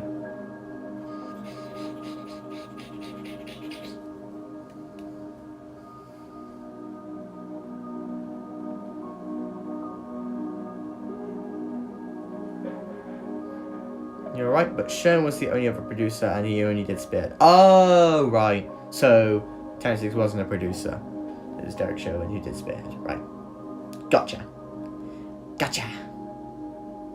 Yeah, I find it funny that I turned on the video, meditation and relaxing music, and as soon as I did that, I had a really passionate rant about YouTube ads. The video made me more angry. Ironic.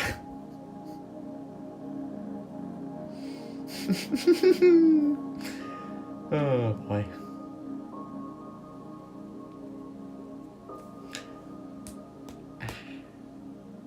But nah, I feel better now. I feel calm. I let that out of my system, my rants about Jet2 holidays. And how I'm boycotting them not for any company practices, but just because I hate their ads. I wonder if anyone's actually that sad to boycott a company just because they hate the ads. Yes, I am that sad.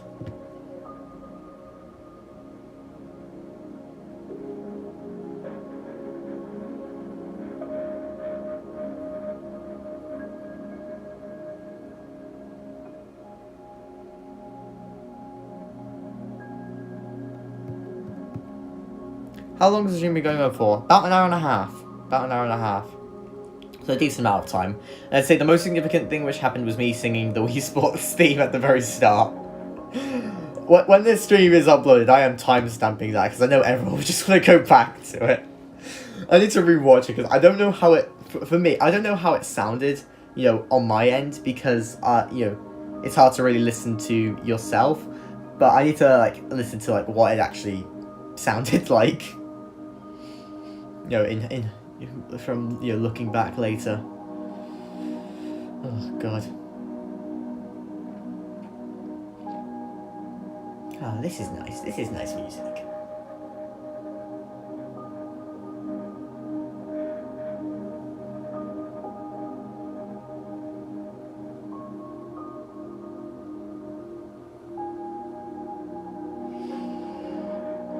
Did I already ask that question? I'm kind of wondering whether I should move the camera to try and see if I could do some gaming. Spice up the stream a bit, do something a bit different because we've done enough chilling and stuff, and I can't really think of any activities to do. The best kind of activity I can think of is look at me, I read my letterbox reviews, but I don't know if you guys would be. I mean, would you guys be interested in me just reading my letterbox reviews? If so, say say yes, or forever hold your peace. When do you think the next bit of Doctor News will be, as we haven't had much in the last couple of weeks? I'd say March time. That sounds about right. March time. We got RTD as the showrunner, so we're probably going to get information around March. It's not going to have to wait until September or something. I was going to say, we've already got a trailer, which is way more than we ever got in Chibnall's run. I've rewatched that trailer too many times. I just like going back to it because Neil Patrick Harris. I love NPH so much. I really do. He's amazing. I love him.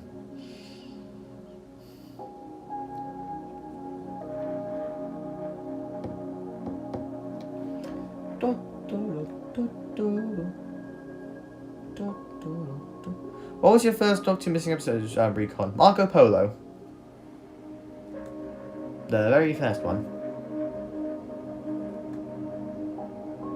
Huh, someone just liked a comment I made a year ago. I just think that's weird. But what was your first Doctor Missing episode, Recon? I meant animation. Well, you said Recon first go around, so I don't think it was my fault for saying, the Marco Polo. But animation, I think it was the Reign of Terror. I think that was my first, animation. Wait, no, it was the 10th Planet. It was the 10th Planet. I watched the 10th Planet first. That was the first one I watched. I got that on my Regeneration box set from years ago. I need to use that box set more, because with the collection box sets coming out and sort of replacing it, and because obviously they're higher quality, they've got more special features. I'm just not being using my Regeneration box set, which is kind of annoying, because I spent a lot of money on it, but well, I'll find a way to use it again. I mean, when I watched the War Games like a few months ago, you get to use that box set. Mine was the Invasion of the Power of the Daleks. Yep, fair enough. For the first animation and the first full length animation. Obviously, the first full length animation I saw was Power of the Daleks, because that was the first one, the 2016 version. Here's a tip: if you've seen the special edition, do not go back. Do not try to watch the 2016 version. It just becomes worse. Like, that opening scene is just the opening scene of the 2016 animation is so bad. I don't blame the animators for it. It was purely time crunches which made it so bad. The fact that it's not particularly an easy scene to portray for animation, but man, say what you will about the special edition, but it looks so much better. It's a lot cleaner, a lot smoother. You can actually see what the hell's going on. I don't care that they cut out the bit with the Doctor jigging around on the recorder, because I mean, that's a good scene, but I know they cut that bit out, but the rest of the scene is still so much better that I don't really care.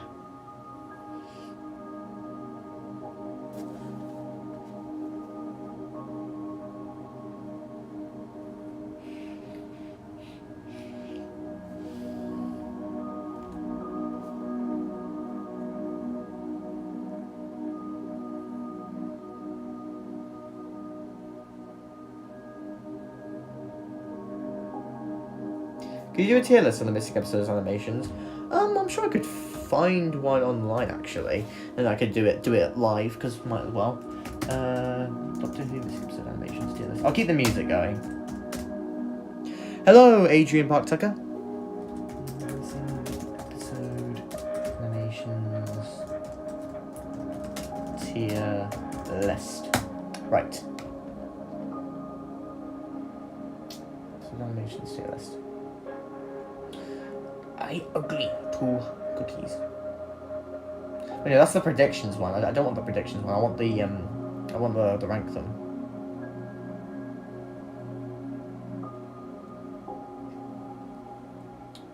Where is it?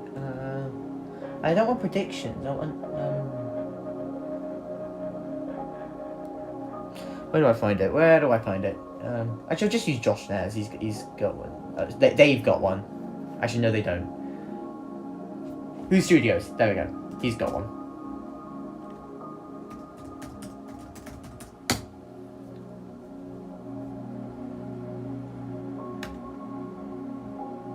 So I know he's got one, so I can just look in the description for it.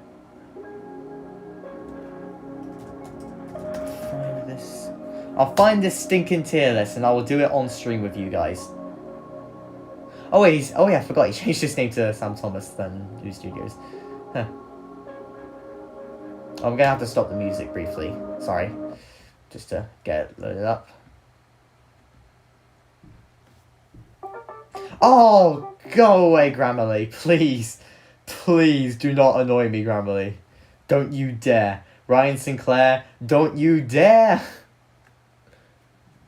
I got the music back. Right. So, how is the weather where you are? Let me just quickly look out the window. Pretty sunny, actually. It's pretty sunny. I imagine it's still pretty cold because it is the UK and it's the weather's not very good here, but it's sunny. It's sunny. All right, let's do this tier list then.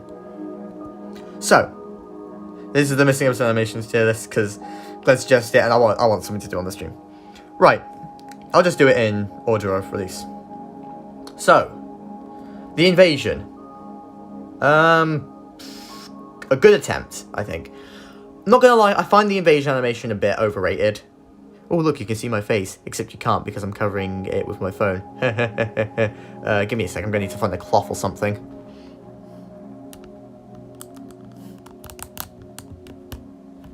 give me a sec. I'll just find something to cover my face. This will do. I'll just shove a cushion against it. Right. So yeah, the invasion. I honestly find the invasion animation a little bit overrated. Like a little bit. Actually, yeah, I can cover my face with just the phone. It's fine. But yeah, it's good. Like for 2006, it's really good. But you know, I don't think it's the best by any means. Like it's got some issues here and there, but it's a good attempt. Reign of Terror. D. I'm gonna go with D. Because there are some things I do like about it, like the lighting especially is really, really strong. But, I don't know, it's a pretty infamous animation, and there's a reason for it. It's not the best. Look at me, I got a cushion on my head. I'm trying to cover my face, it's really hard. But yeah, so Reign of Terror will go there. Alright, so, Ice Warriors. I think, I see I found the invasion quite overrated. The Ice Warriors, I'm going to put in the same tier because I find it quite underrated. The invasion is better, but, to this animation, but I don't think the Ice Warriors is as bad as people say. Honestly, I really don't. I think it's pretty good.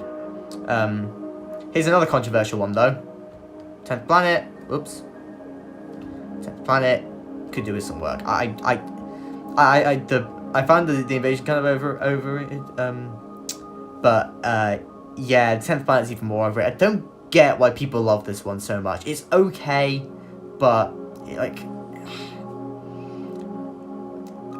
I just don't think it looks very nice. Something about it just looks really off. And I can't put my finger on it. I don't know. Something about it looks completely off, which I find weird. It's not just Planet 55 style, because Moonbase, that's going in, give me a sec. Moonbase is going here, because Moonbase is fantastic. So I don't know why the 10th Planet doesn't work for me, whilst Moonbase does. I really can't put my finger on it. Just something about the 10th Planet doesn't work and Moonbase does. I think Moonbase is just more fluid. It feels more like the 10th Planet feels a bit stilted and awkward at points, whilst the Moonbase feels like an actual something you can actually watch. Yeah. I'm gonna do God, it's so awkward to try and hide my face here. Right, I've just got my head on the ground now. Right, Power of the Daleks. Maintain a considerable distance, please. Like I said, I don't really like it very much. It's better than the Reign of Terror. I'll say that. Yeah, it's better than the Reign of Terror, but it's not great. Sharda will be going in not too shabby. I really like Sharda. I think it's a really good one. Where would you put Inferno? Inferno doesn't go on here because it's not a missing episode animation. But yeah, Sharda, I really like Sharda. I think it's really good. Surprisingly, the live action and animation footage doesn't feel too jarring. It's smooth. It's night and day compared to Power. It's great. Macroterra, probably the most popular one, and obviously it is going. Yeah, I love the Macroterra animation. It's fantastic. I mean, I love the Macroterra story in general. It's a brilliant story, but the animation, top tier. Brilliant stuff. I don't even care that they changed stuff and created artistic license, because, yeah, it's good artistic license. I really don't care. Faceless Words. I feel like this is it just me, or is this animation becoming a bit underrated? Like, no one talks about it yet. I think it is very strong, not too shabby at all. Like it's got a couple of issues, like mostly with the faces. Like Troughton's face is really off, but outside of that, I think it's a well done animation. I think it's really enjoyable. It made the faceless ones a lot more enjoyable than the Recon, and I love the faceless ones now. And yeah, it's just really good animation. I don't get why people don't talk about it more. Fury from the Deep. Right, I was a defender of this story for a time, but now I definitely think it's in the could do with some work. It's I don't know. It's not the greatest, I don't think. Like, the character designs aren't particularly good. The movement's a bit stilted and awkward, kind of like the 10th Planet. And I think what annoys me is, One thing which really annoys me is the scene where the two guys gas out Maggie.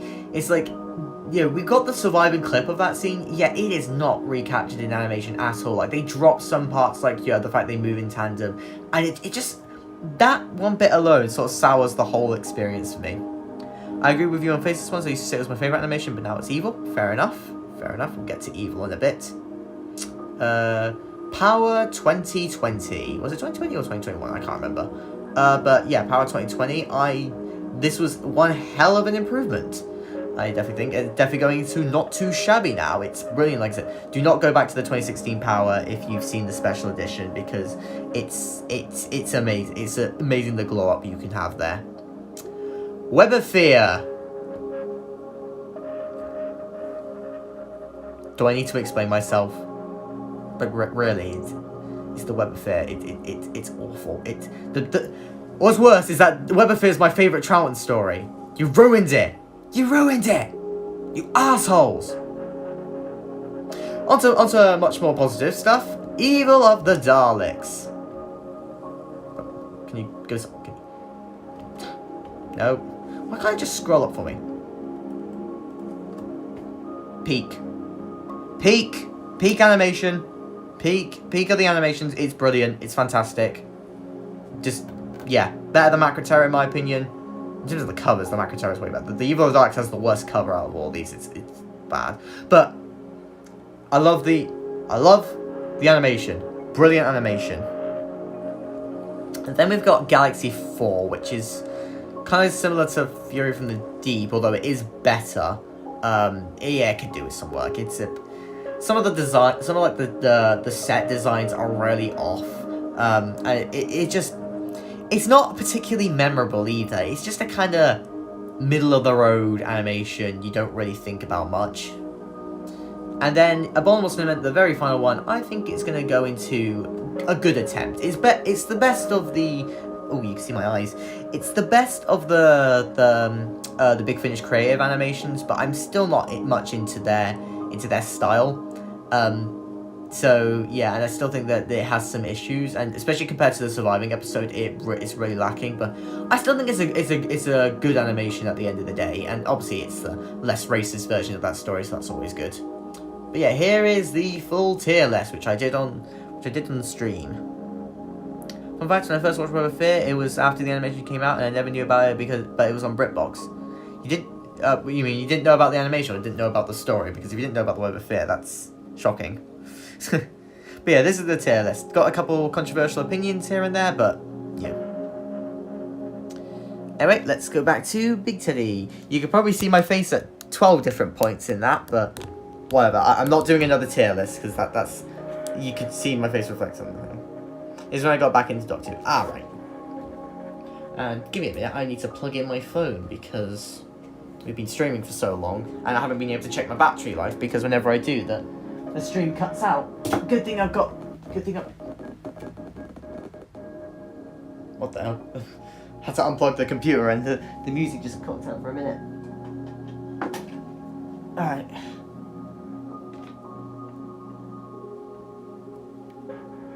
Give me a sec and I can plug it in. Boom. Alright, we don't have to worry about battery, about the battery dying now. Hopefully, at least.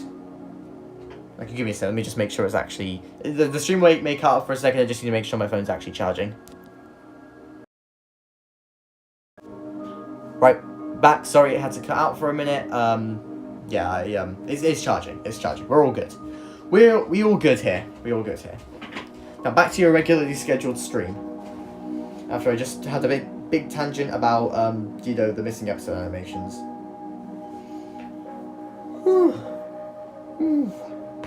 I would have guessed just sitting here and live stream would be so tiring. Yeah, we've almost reached the 2-hour mark. Interestingly enough, I definitely want to get to like over 2 hours, just because I think it'll be special. Because I've done streams before, but I didn't want this stream to sort of blend in with them. I want this to be more special, because I feel like doing a live stream makes this subscriber milestone feel more special than all the others. I always feel like my subscriber milestones are really lacking. I don't do anything special, so that's the reason I wanted to do the stream today. But I want to be going on for a decent amount of time just so I can, call this special. Call this a proper celebration. And we can actually call this a 500 sub celebration because we're on 500 subs. And I did, the assholes who unsubscribed, now it doesn't mean anything anymore. Whoops. What is your 3 favourite announcement trailers? Well, I did a video ranking them, over 2 years ago now? Jesus Christ, 2 years ago. And I know some boxes have come out since then. I say my 3 favourites. My favourite is still Season 24, easily. That one was just amazing. Season 9, that's up there. That's up there, the recent Season 9 one. That one was fantastic. Really, really loved that one.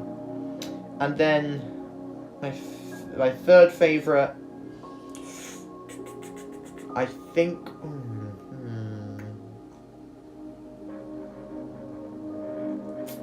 Let me just have a look at the box sets.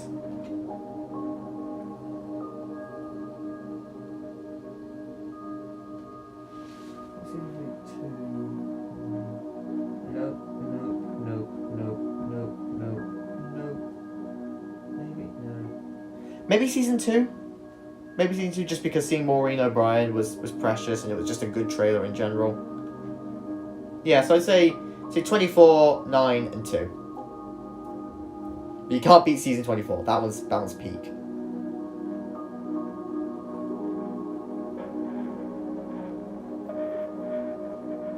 How long have I been playing this music for? 23 minutes, jeez.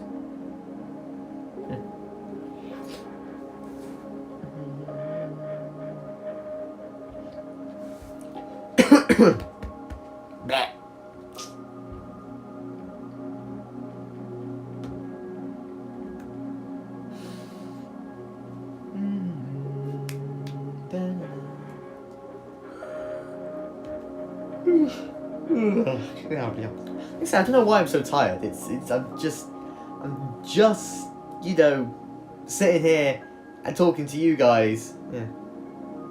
My 3 favourite box set announcement trailers are the last 2 which came out. So basically 9, 2 and 22? Was that the one which came out before season 2?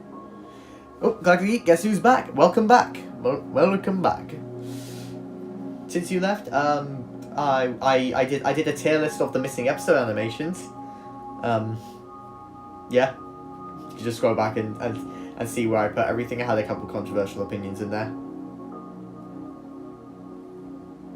But I haven't done anything as hilarious as singing my freaking song. That's the problem.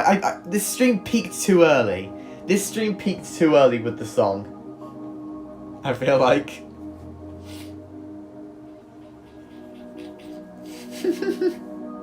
Oh, you saw the TLS. Alright.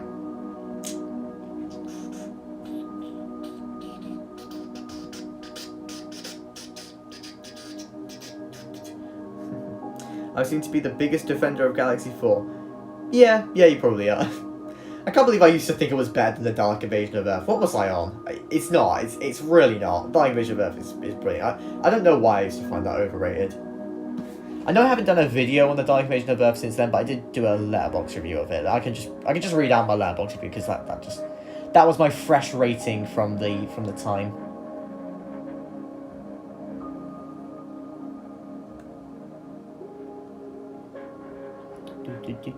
When did I watch it? I can't remember. No, I got the last bit of it, then switched to a different device. Alright. So when did I review Dark Invasion of Earth? It was at the end of something. There it is, Dark Invasion of Earth. I'll read the review here because it was fresh. I seriously cannot explain why I used to give this a 6 out of 10. My only possible excuse was that I was tired and wasn't paying attention properly. I did have to rewatch this over 2 days for a similar reason, but it was still fantastic. Also, I have since gotten more used to 6 parts, so I probably didn't mind the length as much. Whilst I do think the story had quite a bit of filler throughout the middle, the beginning and ending were both fantastic. The characters were all on top form, even Susan to some extent, although I never liked that she went with David when she had more chemistry with Ping Cho, and the side casts were really good. I apologise for slandering them before. The Daleks are fantastic here. They're even more menacing than before due to the fact they are happily roaming around the deserted London doing Nazi salutes, and people say that Doctor Who didn't used to be political. The Robomen are also way better dumb servants than the Ogrons. I think the story is way better than the Daleks because the filler sections aren't as pointless and boring as episode 6 of the Daleks, but yeah, they are still here. Also, this story contains the ending speech to Susan, which is just beautiful to watch. I may not like Susan, and I may have been happy to see her go, but the speech was nice nonetheless. So overall, this is a fantastic story and worthy of the praise it gets, and I don't know why I was smoking before. Loving this music, by the way. That's good to hear. I just wanted to... I got annoyed that when I didn't have anything to say, I got annoyed that it was just dead silence, so I put on lo-fi music instead, so it wasn't just dead silence.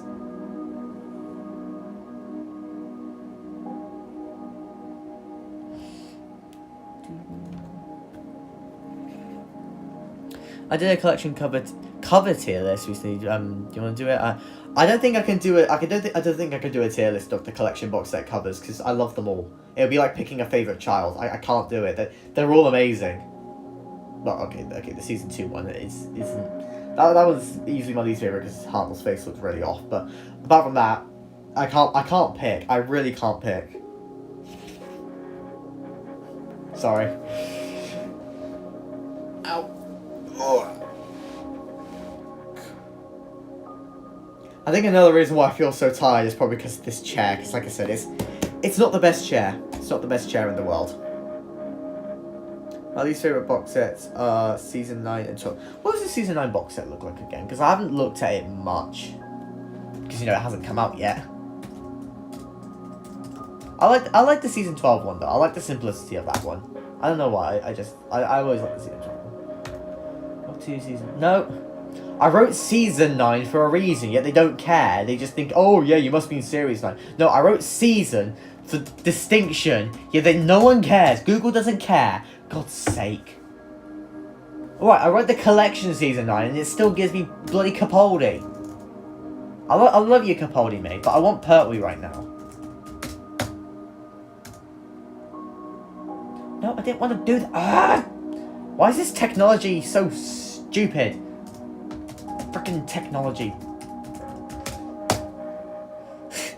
You think this is Rage Edition? You should have seen me when I was ranting about Jet 2 holidays earlier. Where is it?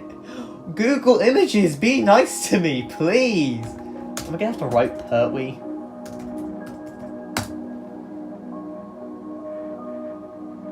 Oh wow, I write Pertwee and you show me Season 10 and Season 8, but not Season 9. Thanks. Right, I found it. I found it finally. I don't know, I really like that one. I like the purple. The purple fits surprisingly well. I definitely think it's better than Season 2.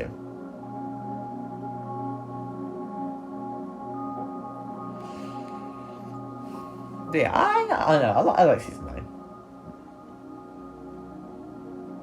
But I don't like the season, I just like the cover. Ow.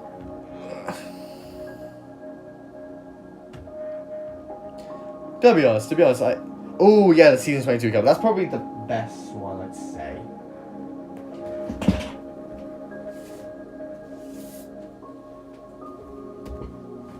I mean, it's colourful, it's gorgeous, look at it. You got Colin Baker's handsome face right here. It's got everything you can want. Look at all the colours, all the lens flares. It's very 80s, but it fits so well. It's visually appealing. It's great. I love the season 22 one. This is definitely the best.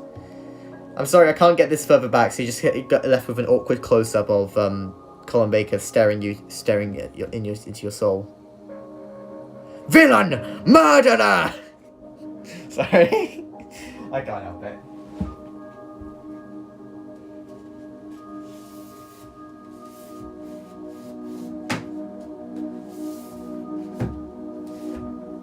Twin Dilemma isn't that bad. I might like the Season 9 cover over time, and Season 2 is one of my favourite covers. Oh, alright. Alright, fair enough. Oh my god, a remake of Trial of the Time Lords. Oh, yes. I mean, that's basically what Flux was, wasn't it? It was like, oh, look, Trial of the Time Lords, they did like one big story, let's do that. Adrian Park, I really need to watch Doctor Who at some point. Yes, you do. Yes, you do need to watch Doc 2 at some point. I'm sorry I've been banging on about it for the past, however long that you've been in the stream and you've had no idea. Let's talk more general stuff just to avoid alienation. My 3 other favourite boxes, season 17, 22, and 26. Yeah, fair enough. Then, yeah, let's talk about something more general just to avoid alienating. Because I know not all of my subscribers are Doc 2 fans, and yeah, I respect that. I'm glad it's not. When you get season 9, will you do an unboxing skit of it? I don't know.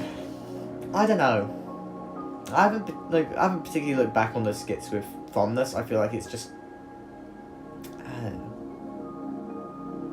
If I were, I don't think I'd continue doing the arc. I think I'd do something more one-off, like something just a simple one-off thing. Because I regret starting a separate story arc. So I'm just gonna nip that in the bud right now. I ain't doing more of those, like continuing the story there, which was with the season 2 one. So you never find out which planet they landed on at the end of the season 22 one. But yeah, I may just do something more. I'll probably just do something more one-off, but I'm not sure yet. Oh god, I forgot I watched the Magic Rosette and gave it half a star. I've got some ideas for sketches. Oh, nice. I mean, feel free to keep them to yourself. It's like I don't want to nick people's ideas internally by mistake, because that has happened, admittedly. Like, someone said an idea, I forgot they said the idea, but it stuck in my head, and I accidentally copied them. That has happened sometimes. And then I feel like garbage once I realise, oh no, I accidentally copied off someone.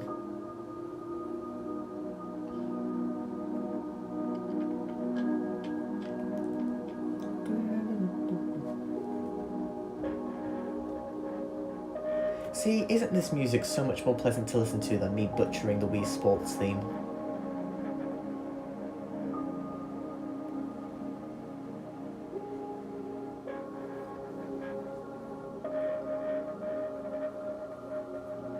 When's your next ranking that involves Doc 2 or video?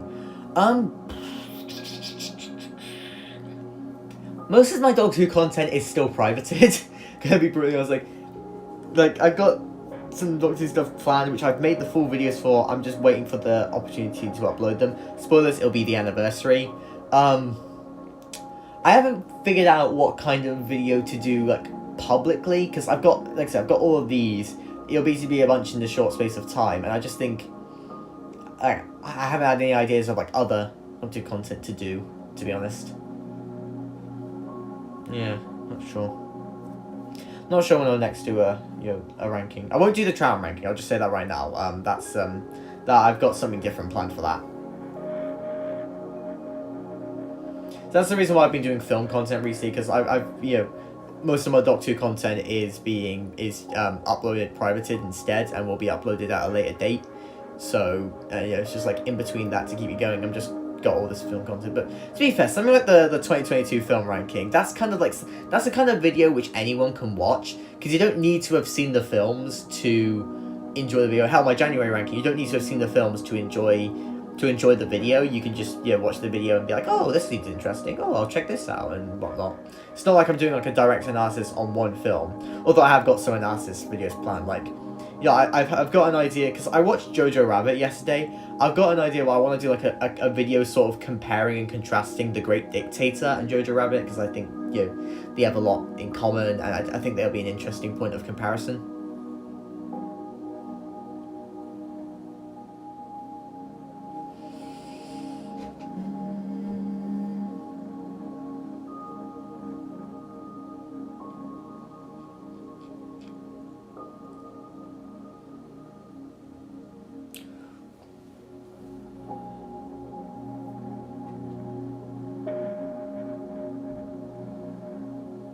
You do a comparison of it on the French Dispatch with Wild Tales. I thought about that. I really did, because they're both anthology films. But to be brutally honest, I think they're too different. Like, they're too different from each other to do it. Like, I had an idea, like, I wanted to do that because I thought that would be interesting. But thing is, like, Wild Tales is very, like, grounded in reality, despite being an anthology film. The French Dispatch is obviously, like, really artsy and out there, and the concepts are very different. And they don't really correlate with each other as much as I thought they would before going into the French Dispatch, sadly. That's why I think Jojo Rabbit and the Great Dictator would be better, because they're a lot more similar and intertwined. I feel like it would just work better. What was your least favourite companion of each Doctor's? Right, Hartnell, Susan. Yes, I prefer Dodo to Susan, and I would too. Actually, no, Katarina. Susan's better than Katarina, because at least she does some things. Katarina, yes, so Katarina for Hartnell. Troughton. Can I say pass for Troughton? I love them all. Maybe Victoria. I mean, I like Victoria, but I just like the others more. Pertwee. Mike Yates, I guess. Tom Baker. Again, these are so hard. I love them all. Tom Baker. Nissa. She counts. She counts, doesn't she? Because, you know, Keeper of Charcoal and the Goblins. So yeah, Nissa. Ha. You can't get me to this Romana or Leela. I'm saying Nissa. Ha. And Peter Davison. Nissa again. Colin Baker, Perry. Yes, I prefer Mel to Perry. I honestly I do, because I like Mel. I like Mel, okay? Although with McCoy, obviously Ace is better than Mel, so Mel draws the short straw with McCoy. 8, Grace. She has no chance of living up to Charlie. Charlie's amazing. And what else? So 9, I guess Rose, because there's no one else. Oh wait, no, Adam. I forgot Adam was a companion. Adam Mitchell for 9. Bloody Adam. We all love him. No, we don't. We all hate him. And then for 10, it's more Rose, definitely. 11, Clara. 12, Clara. 13, Ryan. I still can't get over the fact that my dad doesn't like Bill, yet he likes Clara. Like, come on. I hope there's no Clara stands in chat. I wouldn't just offend you all.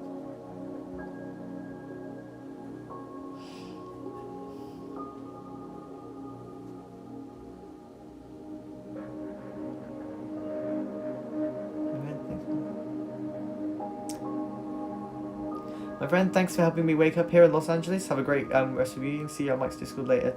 Peace. Alright, see ya. Let's see you on the Discord.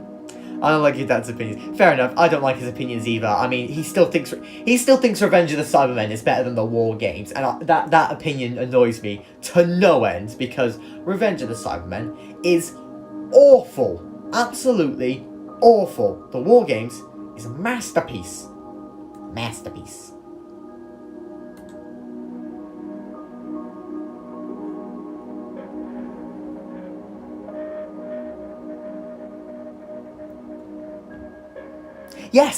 Yes, he did think that, Glenn. You have the right to be shocked. To be fair, he does have nostalgia bias for Revenge of the Cybermen because he watched it live, but still, that doesn't excuse it.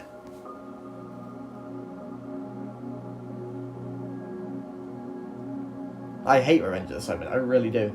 The only good thing to come out of Revenge of the Cybermen was my documentary.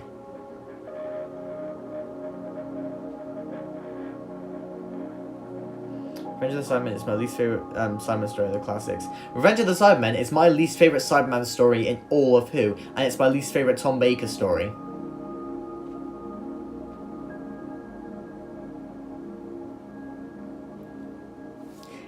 Revenge of the Sassy Cybermen was what I knew it was. It was what I knew it as for a while. I've seen it about 3 times, but haven't seen the War Games yet. Just out of time for Samsons. Yeah, fair enough. The War Games is a long one, but yeah, I mean, suppose.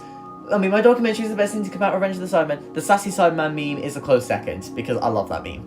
Who remembers the Sassy Cyberman meme? They were great. They were great back in the day. Silver Nemesis is my least favourite classic Cyberman story. Fair enough. Silver Nemesis ain't great. It's pretty poopy. To put it bluntly, it's kind of poopy. I think I prefer Silver Nemesis to the Series 8 finale, though.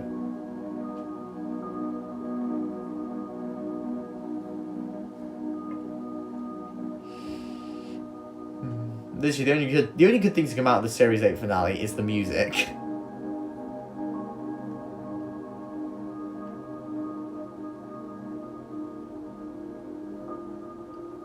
Which character is better, Clara from the Celestial Toymaker or Clara from New Who? Okay, I don't like Clara the companion, but Clara from the Celestial Toymaker is so annoying. Like, she has, like, the most annoying high-pitched voice ever. Like, oh, look at me, I'm Clara. Oh, now I'm spraying you with water. Ah! It's so annoying. So, yeah, Modern Who Clara is definitely better. Yeah, I think the Series 8 finale is worse. What did you rate it? I rated it a 3 out of 10. Snap, I say 3 out of 10 as well. And most of that rating is from Dark Water in general. I think Death in Heaven is awful, like 2 out of 10. Maybe even a 1, I don't know. Actually, 1's pushing it, because like I said, it's got good music. I'm so gonna clip your Clara. No! You've already clipped my singing. Oh god, so many memes are gonna come out of this stream just from me singing and going, oh, look at me, I'm Clara.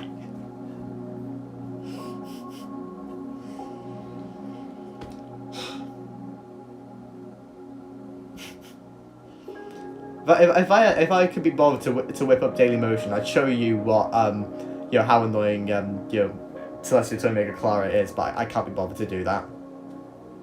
Or maybe I will, I don't know. If I do, I'll have to stop the music.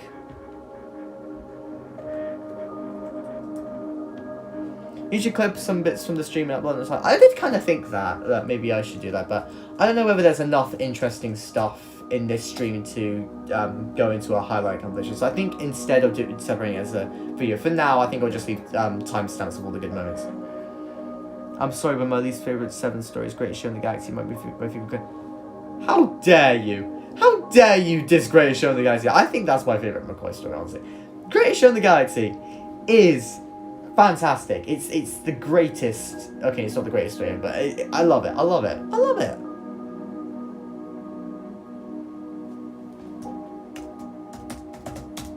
Doctor Who, the Celestial Toymaker. Let's get Clara. Okay, I need to show, for those of you who haven't seen the Celestial Toymaker, which is probably a lot of you because it's missing.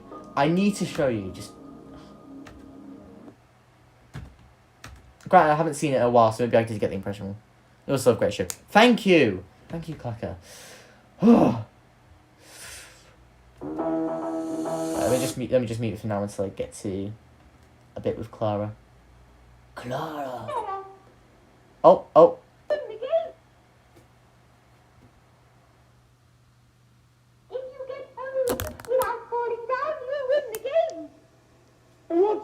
What's his name they're going to be doing all this time? His name is June. I'm Clara. Do you see what I mean? Of course. And if he loses? No answer that time. You see what I mean? She's pretty annoying with that voice. I'm Clara. Oh, you're gonna play the game. I'm going to be the Celestial Toymaker's toy thingy, plaything or whatever you call it. Oh, look at me, young Clara. Oh. Which story do you like more, Talons or Celestial? I know where you compared them. I think Talons is a better written story, but I think I like, they're both racist, but I think Celestial makes me feel less uncomfortable. What the hell was that? That's the Celestial Toymaker, ladies and gentlemen. Actually, I think it's just gentlemen here. I don't know if there's... hey, if there's any girls in the chat, let me know. I want to know if there are actually females watching my videos, because I feel like none do, and I feel bad. But yeah, that was Clara from This Is Jimmy. Or maybe you were asking what my voice was. I don't know. I can't tell if you were questioning Clara or me. One of the few figures I have is the Greatest Show Chief Clan. I mean, fair enough. The Chief Clan's great. Now we're getting back to get back to pleasant sounds instead of Clara, or in the video in the episode they said more like Clara. The actress who played Clara was in Invasion of the Dinosaurs, and I knew her best from a comedy called Hello Hello. Oh, hello hello. Good morning. No, I was asking about the episode. Oh yeah, fair enough. It is really, it's really weird. Celestial Toymaker's an odd story. It is really odd. I love them that people just discover these weird things for the first time. It's always hilarious.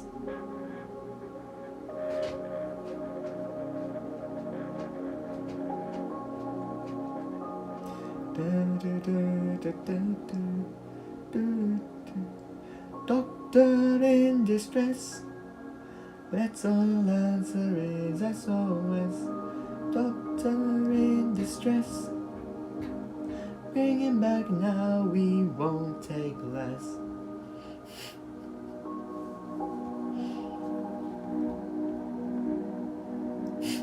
Hey, that's not proper singing. That was me just sort of singing to myself, so it's not as memeable as the Wii Sports thing.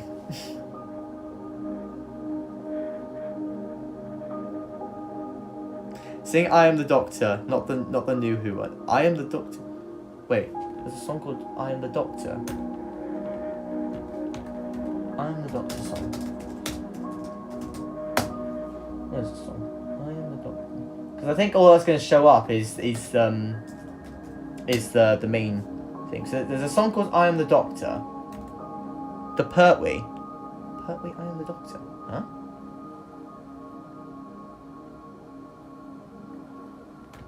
What is this?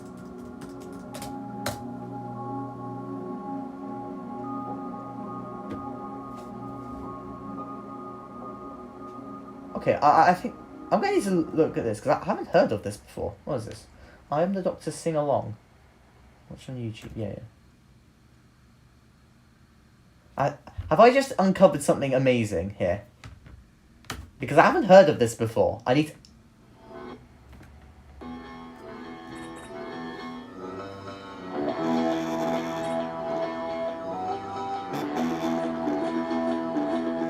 Right, okay. Let's see what this is. I cross the void beyond the mind. The empty space that separates time. I see where others stumble blind. Oh my god, this is amazing. They never find. Eternal wisdom is my guide. I am the Doctor. Cosmic waste of TARDIS lies. How have I not discovered this before? A present science can't deny existence. Within, outside, behind. The latitude of human minds. I am the Doctor. My voyage dissects the course of time. Who knows to say? This is amazing. Who searches deep to find the light? I've got a big smile on my face right now. Toward that point, I guide my foot. As fingers move to end mankind, metallic teeth begin to grind. With sword of truth, I turn to fight the satanic powers of the night. Is your faith before your mind? Know me. Am I the Doctor?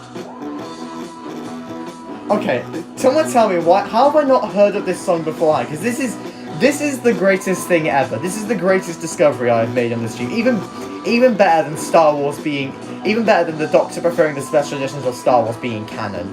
This is better. This is better. What are the comments like?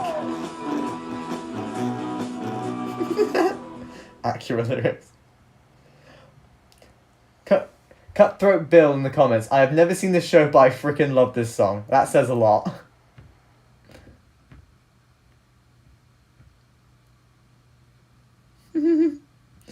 Oh my god, that was amazing. Thank you for telling me about it. I'm not gonna sing it because this is my first discovery of it, but thank you for at least just telling me about it. Let's go back to the pleasant music. I don't know, that was pleasant music to be fair, but this is the more low-key stuff.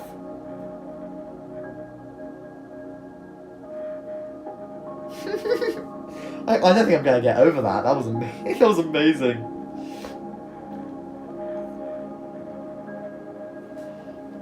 Let me tell you what else I got over.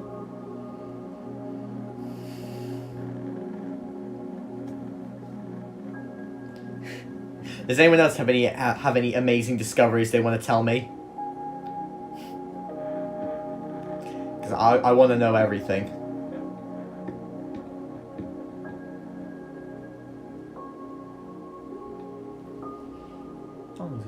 okay, we've got plenty of time for the lo-fi stuff. It's a 3-hour thing. I'm not going to be going for another 3 hours, spoiler alert. In fact, I am probably thinking of, like, I think I may wrap up the stream a little, quite soon. I mean, obviously we'll give it, a bit longer, but, yeah, I think around 2.5 hours, that's probably a good length of time for the stream. I don't see any point in going any further. Fraser also did a song with Choose Who's Doctor 2, I think. Yeah, oh yeah, I know about Fraser Hines' Doctor 2 song. Yeah, I know about that one.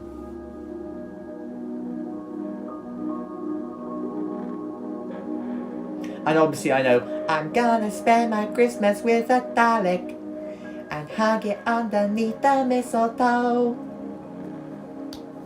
That song's great.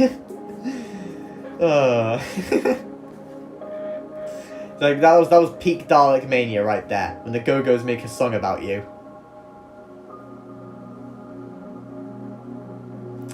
Let me just double check, am I still on 500 subscribers for this stream? Because if not, I'll be kind of disappointed.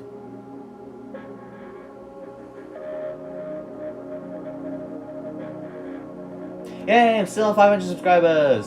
I haven't lost it. I really like to do a live stream maybe for a fun year. Yeah, that'll be a fitting time. 5-year anniversary live stream. If you're wondering, the thing I'm using is Streamlabs. Like I said, it can sometimes be a bit hit and miss. You just gotta hope that the internet gods are with you with the day, and thankfully they seem to be with me today. Because the streams, like there was like that one slight buffer at the start, and it hasn't appeared since. So yeah, it's been chugging along at a consistent 30 frames per second. According to the stream thing. What's Sir Blushington? I just saw it. So, what's your favourite story? So, is this favourite Doctor Who story? Right. Favourite Doctor Who story is Blink, and no one will convince me otherwise because I love that story because it has everything I want in a good Doctor Who story. It's got an interesting story. It uses like the concept of time travel really well. It's got great characters. It's got plenty of humorous moments, but also plenty of scary moments. It's endlessly rewatchable. It's just fantastic. It's just fantastic. Is Streamlabs virus free and all that? Oh yeah. At least I hope it is. At least I hope it's virus free, because if so, then my phone's got a virus. But I'm sure it's virus free. I'm sure it is. Because I haven't had any issues with it. Are we watching Blink next week? Tuesday, I think. Nice. Yeah, Blink's so good. I always get annoyed when I say like Blink's my favorite story, and people are just like, it's overrated, and I'm just like, good for you. I don't care. I clearly don't care, because I just said that. I literally just said it's my favorite story. I just responded with, it's overrated. Just feels really rude, in my opinion. Got an exam on Tuesday. Jeez, an exam on Tuesday. I had all my exams this week. Just a load of essays. I think I'm done for the next week or so. Fingers crossed. I said only for the next week or so. I think I've got a couple more at the end of term. Bloody hell. I felt like Kiki this week, let's just say. I was burnt out from all the bloody essays. And I didn't have a talking cat to talk to. And I got upset. I'm still mad at the fact that someone I found out about dissed Gigi. I'm still not over that.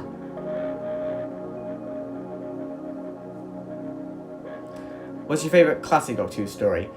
Dalek's Master Plan, I'd say. The Heartler one.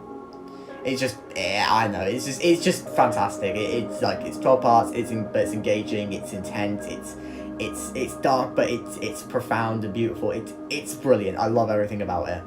Even the Feast of Stephen. I love the Feast of Stephen. Ironically, to be fair, but I still love it. And Volcano, episode 8, is still the best New Year's Dalek story. I stand by that.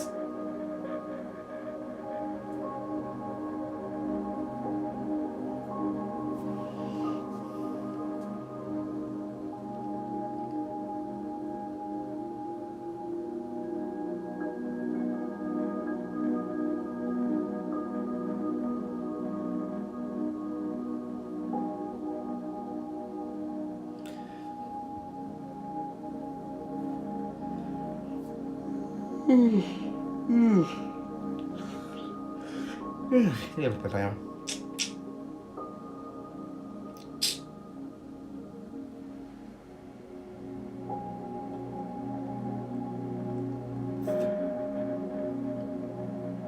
What's your opinions on each classic Simon stories? Oh, jeez. Granted, some of them I haven't watched in a while, so I can't give. Actually, no. I think the only one I haven't watched in a while is Silver Nemesis. Actually, yeah, I can give opinions on these. All right, 10th Planet, overrated. It's good, but it's let down by the twatty general character. Moonbase are fantastic. I think kind of underrated even. But yeah, fantastic story. Tomb of the Cybermen, yeah, just as good as everyone says. Wheel in Space, criminally underrated, and it's only that because it's missing. Invasion, my favorite classic Cyberman story. Honestly, I don't care. I mean, it's not my favorite Cyberman story because Cybermen are barely in it, but as a story, it's my favorite story with the Cybermen in it in Classic Coup. Then it's then what was this? Oh yeah, Revenge of the Cybermen. We all know what I think of Revenge of the Cybermen. I think it deserves to get chucked out the window. Earthshock, fantastic story, just as good as everyone says. Probably my favorite classic Cyberman story, but even though I do still think Invasion is a better story. Attack of the Cybermen, another really underrated one, I feel, because, you know, it's a really strong one, I feel like, and people diss it too much. And Silver Nemesis is pretty naff. Your thoughts on Bling is how I feel about Genesis of the Daleks. It's my favourite classic story, just let me enjoy it. Yeah. Also, Genesis is a banger story, so, of course, it's okay for it to be your favourite, because, yeah. That's just the problem with, like, overrated culture. People think just because they think something's overrated, they have to diss everyone for following the popular opinion. It's like, how does that work? It was backwards logic. Like, I think 2001: A Space Odyssey is overrated. I don't go around telling people, oh yeah, your opinion sucks because you like a popular like a popular film. If anything, my opinion sucks because I'm the odd one out here.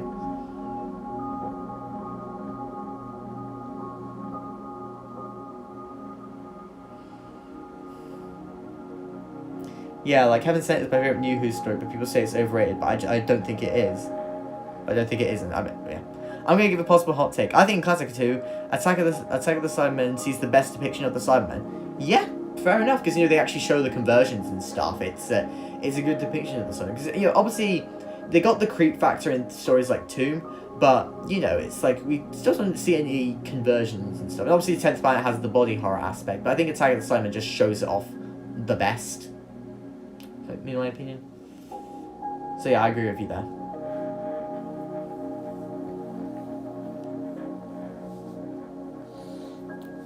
No, at the end of the day, opinions are valid. Unless you diss Gigi.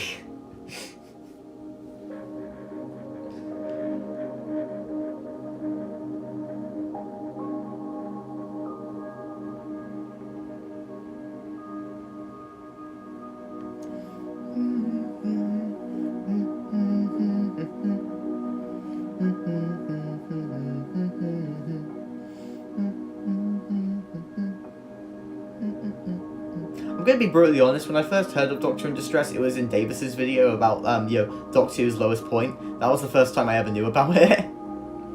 I think Tomb is the only classic Simon story I think is overrated, but I still like it. I mean, yeah, fair enough. Like, so I do think Tomb is as good as people say, but at the same time, there is, like, a part of me which thinks, I mean, it's not, like, the best Troughton story. Like, it's not even top 5 for me. It's top 10, but it's not top 5 for me. So it's like, I think it's rated, but at the same time, because of how popular it is, it kind of feels overrated at the same time. It's weird. It's like, you can give something like a high score, but still kind of think it's overrated just because of how much it is praised. Like, it's got a bigger praise than that high score. It's weird. Like, I think the War Games is a 10 out of 10 story. Yeah, I still kind of think it's overrated because I don't think it's anywhere near the best Troughton story. Even though I still gave it a 10 out of 10.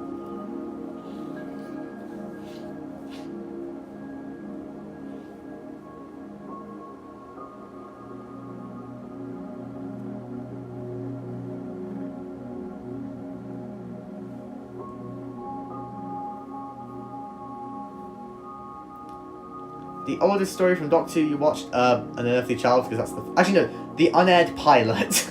Because, you know, yeah. I like the Moon Base more than the Web Affair, and yes, in number 2 my ranking, my top 5 is the same.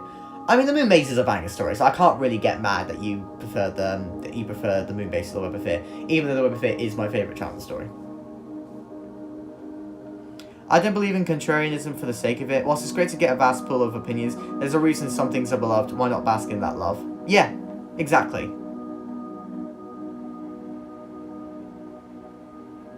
Like, yeah, like, you know, I get mad when people diss films like The Dark Knight just because it's popular. It's like, now give us your actual opinion.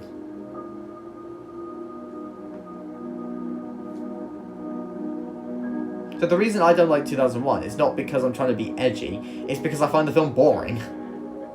That's it. Like, I rate a lot of movies really highly because I'm not trying to diss movies. I like movies and stuff. That's the reason I rate so many things highly. Like, people will be like, oh my god, 4 and 4.5 stars are your most common ratings on Letterboxd. Man, you can call yourself a film fan. You need to be harsher and stuff. It's like, shut up. What do you think is the most underrated story from each classic season? Do I have to do every classic season? Really? Like, I don't like any story from season 15 or anything, so I don't think any of them are underrated. Like I said, actually, I like Horror Fang Rock, but that's not exactly underrated. All the other stories from season 15 are trash, so I can't even do every classic season. Invisible Enemy's boring. In the Image of the Fendal is... I don't even remember that story at all.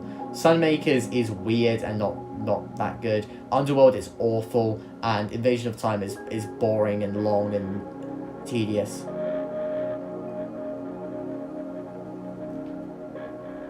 Horror Fang Rock is the only story from season 15 I actually like somewhat. Even then, I find the Max Headroom incident more interesting than the actual story.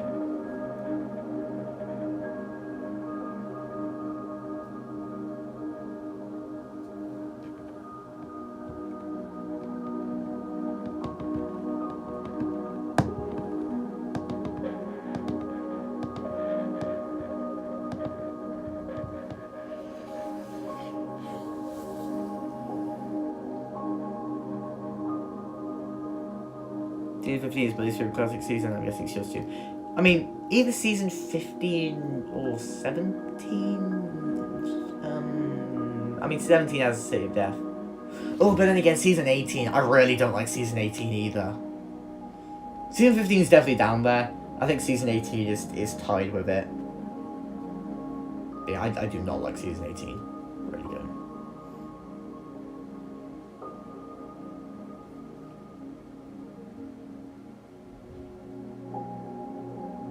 Season 22 would be my least favourite of the show. I mean, yeah, season 28. Season 28, great either. Like, I mean, I was about to say, at least season 20 has the 5 Doctors, but technically it doesn't, because 5 Doctors is sort of its own thing, so... Yeah, season 20 doesn't have any good stories either. I like Mordred Undead. I like Mordred Undead. That was decent. I like Enlightenment. I like Enlightenment as well, actually. I like 2/3 of the Black Guardian trilogy. That's right. Which Doctor Who story do you hate? Hate the most would probably be In the Forest of the Shite. I hate that one the most. That was just... That story brings so much anger in me.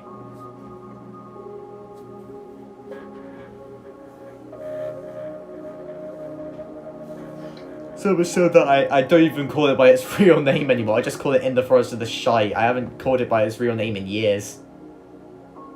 You've not seen the Black Guardian trilogy? Ooh, interesting. Watch Mordred Undead, skip Terminus, watch Enlightenment. Which is your favourite 60s, 70s, and 80s story? Right, least favourite 60s story, Web Planet. It's terrible. It's terrible. Absolutely awful. 70s, Revenge of the Cybermen. 80s... Oof.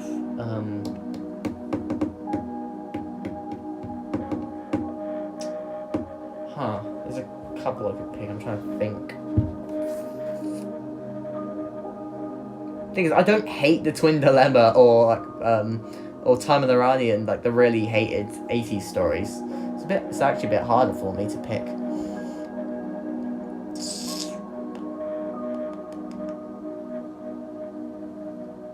Huh. 80s.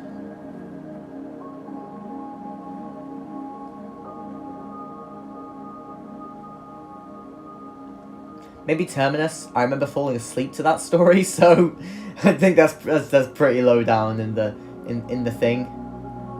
Oh, the Warriors of the Deep is really bad.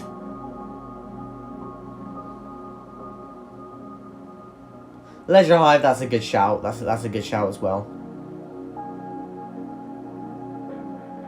So yeah, I think Terminus, Leisure Hive, and Warriors of the Deep for 80s. But the thing is, I can't pick which is the least favorite out of all of them, though. To be fair, I think 60s and 70s are like easier to do, but 80s, I don't know. Ow! I just crunched my hand. Ow. Listen to Doctor in Distress music video. Oh god, I knew this was gonna happen eventually. Right. I'm getting it up.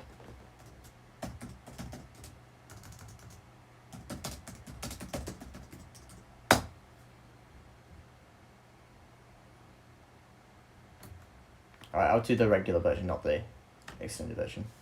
I wonder if there's the lyrics anywhere.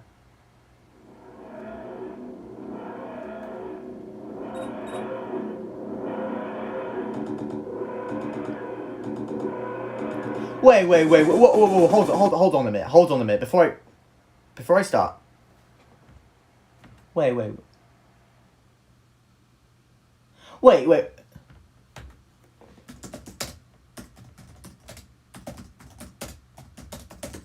think I've just made another discovery.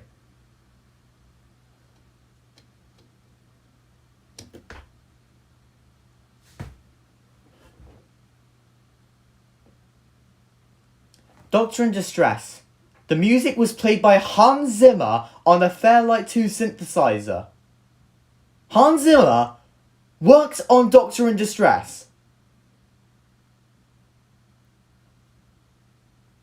The Hans Zimmer. That Hans Zimmer. He worked on Doctor in Distress. Like, this was his first masterpiece. But, what? Huh? What? I don't know what to say. I was meant to listen to the song, but I saw someone say that in the comments, Hans Zimmer's first masterpiece, and I was like, I had to double check this. What? Just...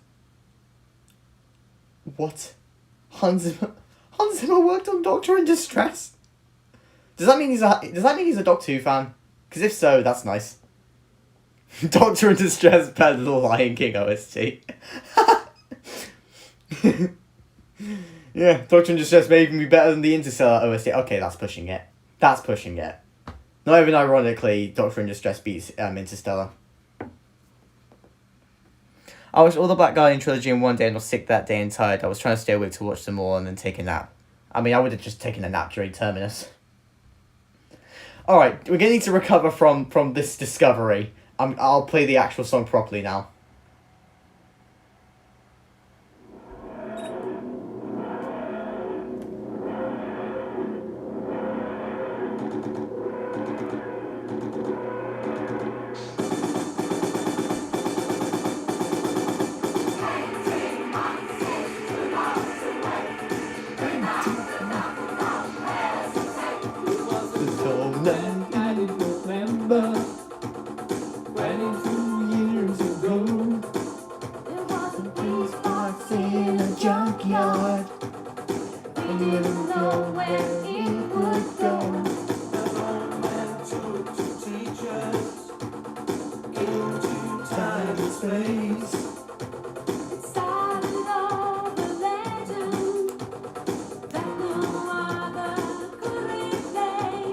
Doctor in Distress. Let's all answer his SOS. Doctor in Distress. Bring him back now, we won't take less. Who's that doctor over there? I love how just over the top that is. No metal creatures who try to exterminate.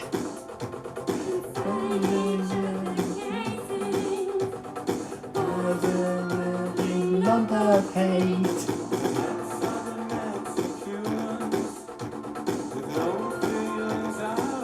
Have you guys seen the charity Doctor in Distress, by the way? The one which came out recently, which had the real Colin Baker in it.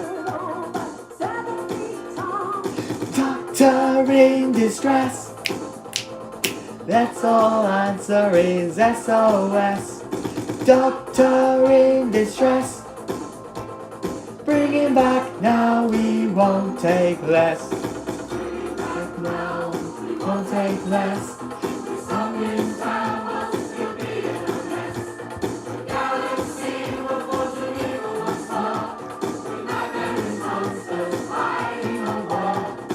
Doctor in Distress.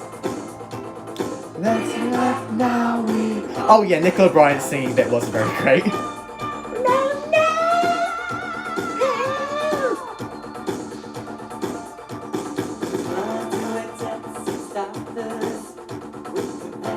Who's singing this bit?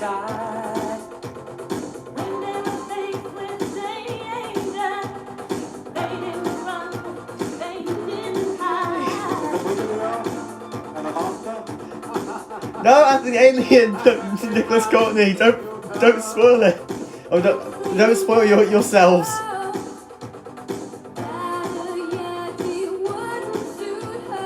Doctor in Distress. That's all answer is SOS. Doctor in Distress. Bring him back now, we won't take less. Doctor in Distress. That's all answer is SOS. Doctor in Distress. Bring him back now. And this song was solely responsible for the show getting cancelled. Alright, we joke about this, but we need to talk about this. If you were a fan in 1986, do you think you would have joined in the song? Like, joined in singing? Be honest. Be honest, do you think you would have partaken in the song? Or do you think your threshold of cringe would have been too much even back then? Get big titted hands. Okay. I was too busy dancing myself to get big titted dance. Probably not. You say that, but then again, you weren't a fan when the show was getting acted in 1986. Toby says, yeah. Yeah, fair enough.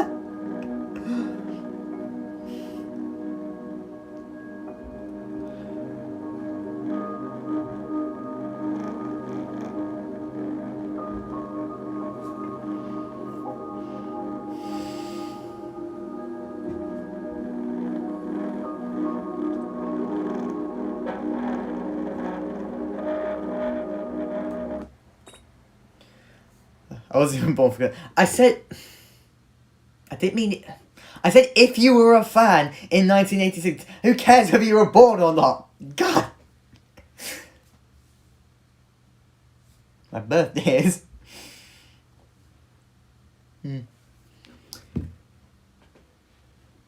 I stopped the music because I did kind of just think, Doctor in Distress at the end. Maybe this is the part where we should wrap up the stream because we've been going for 2 hours, 45 minutes. A long time. I think this is enough time for a celebration. We are still on 500 subscribers, thankfully. And, I've just been doing it for a while. I'm a bit tired. Kind of want to just, stop right here, I think. His first episode, he was 56. Yeah, 56. In 18 days. Even then, I wouldn't partake. Jeez. 55. I mean, yeah. Still, he was a lot younger than anything. But yeah, so goodbye everyone. I might as well just end the stream there because I don't really see a point to extend it any further. But yeah, thank you to everyone who joined the stream. Thank you to everyone who subscribed to the channel and got me to the very magic 500 subscribers. And yeah, this is a fun stream. I'll post some timestamps of the funny moments afterwards, as in I'll post a timestamp for the singing parts. But yeah, just want to say thank you for joining and thank you for subscribing. And yeah. See you next time. Goodbye. Wait, I need to actually turn off the stream. What am I doing? Wait, how do I turn off the stream? Help! How do I stop stream? There it is. That's how you do it. Stop. Yeah.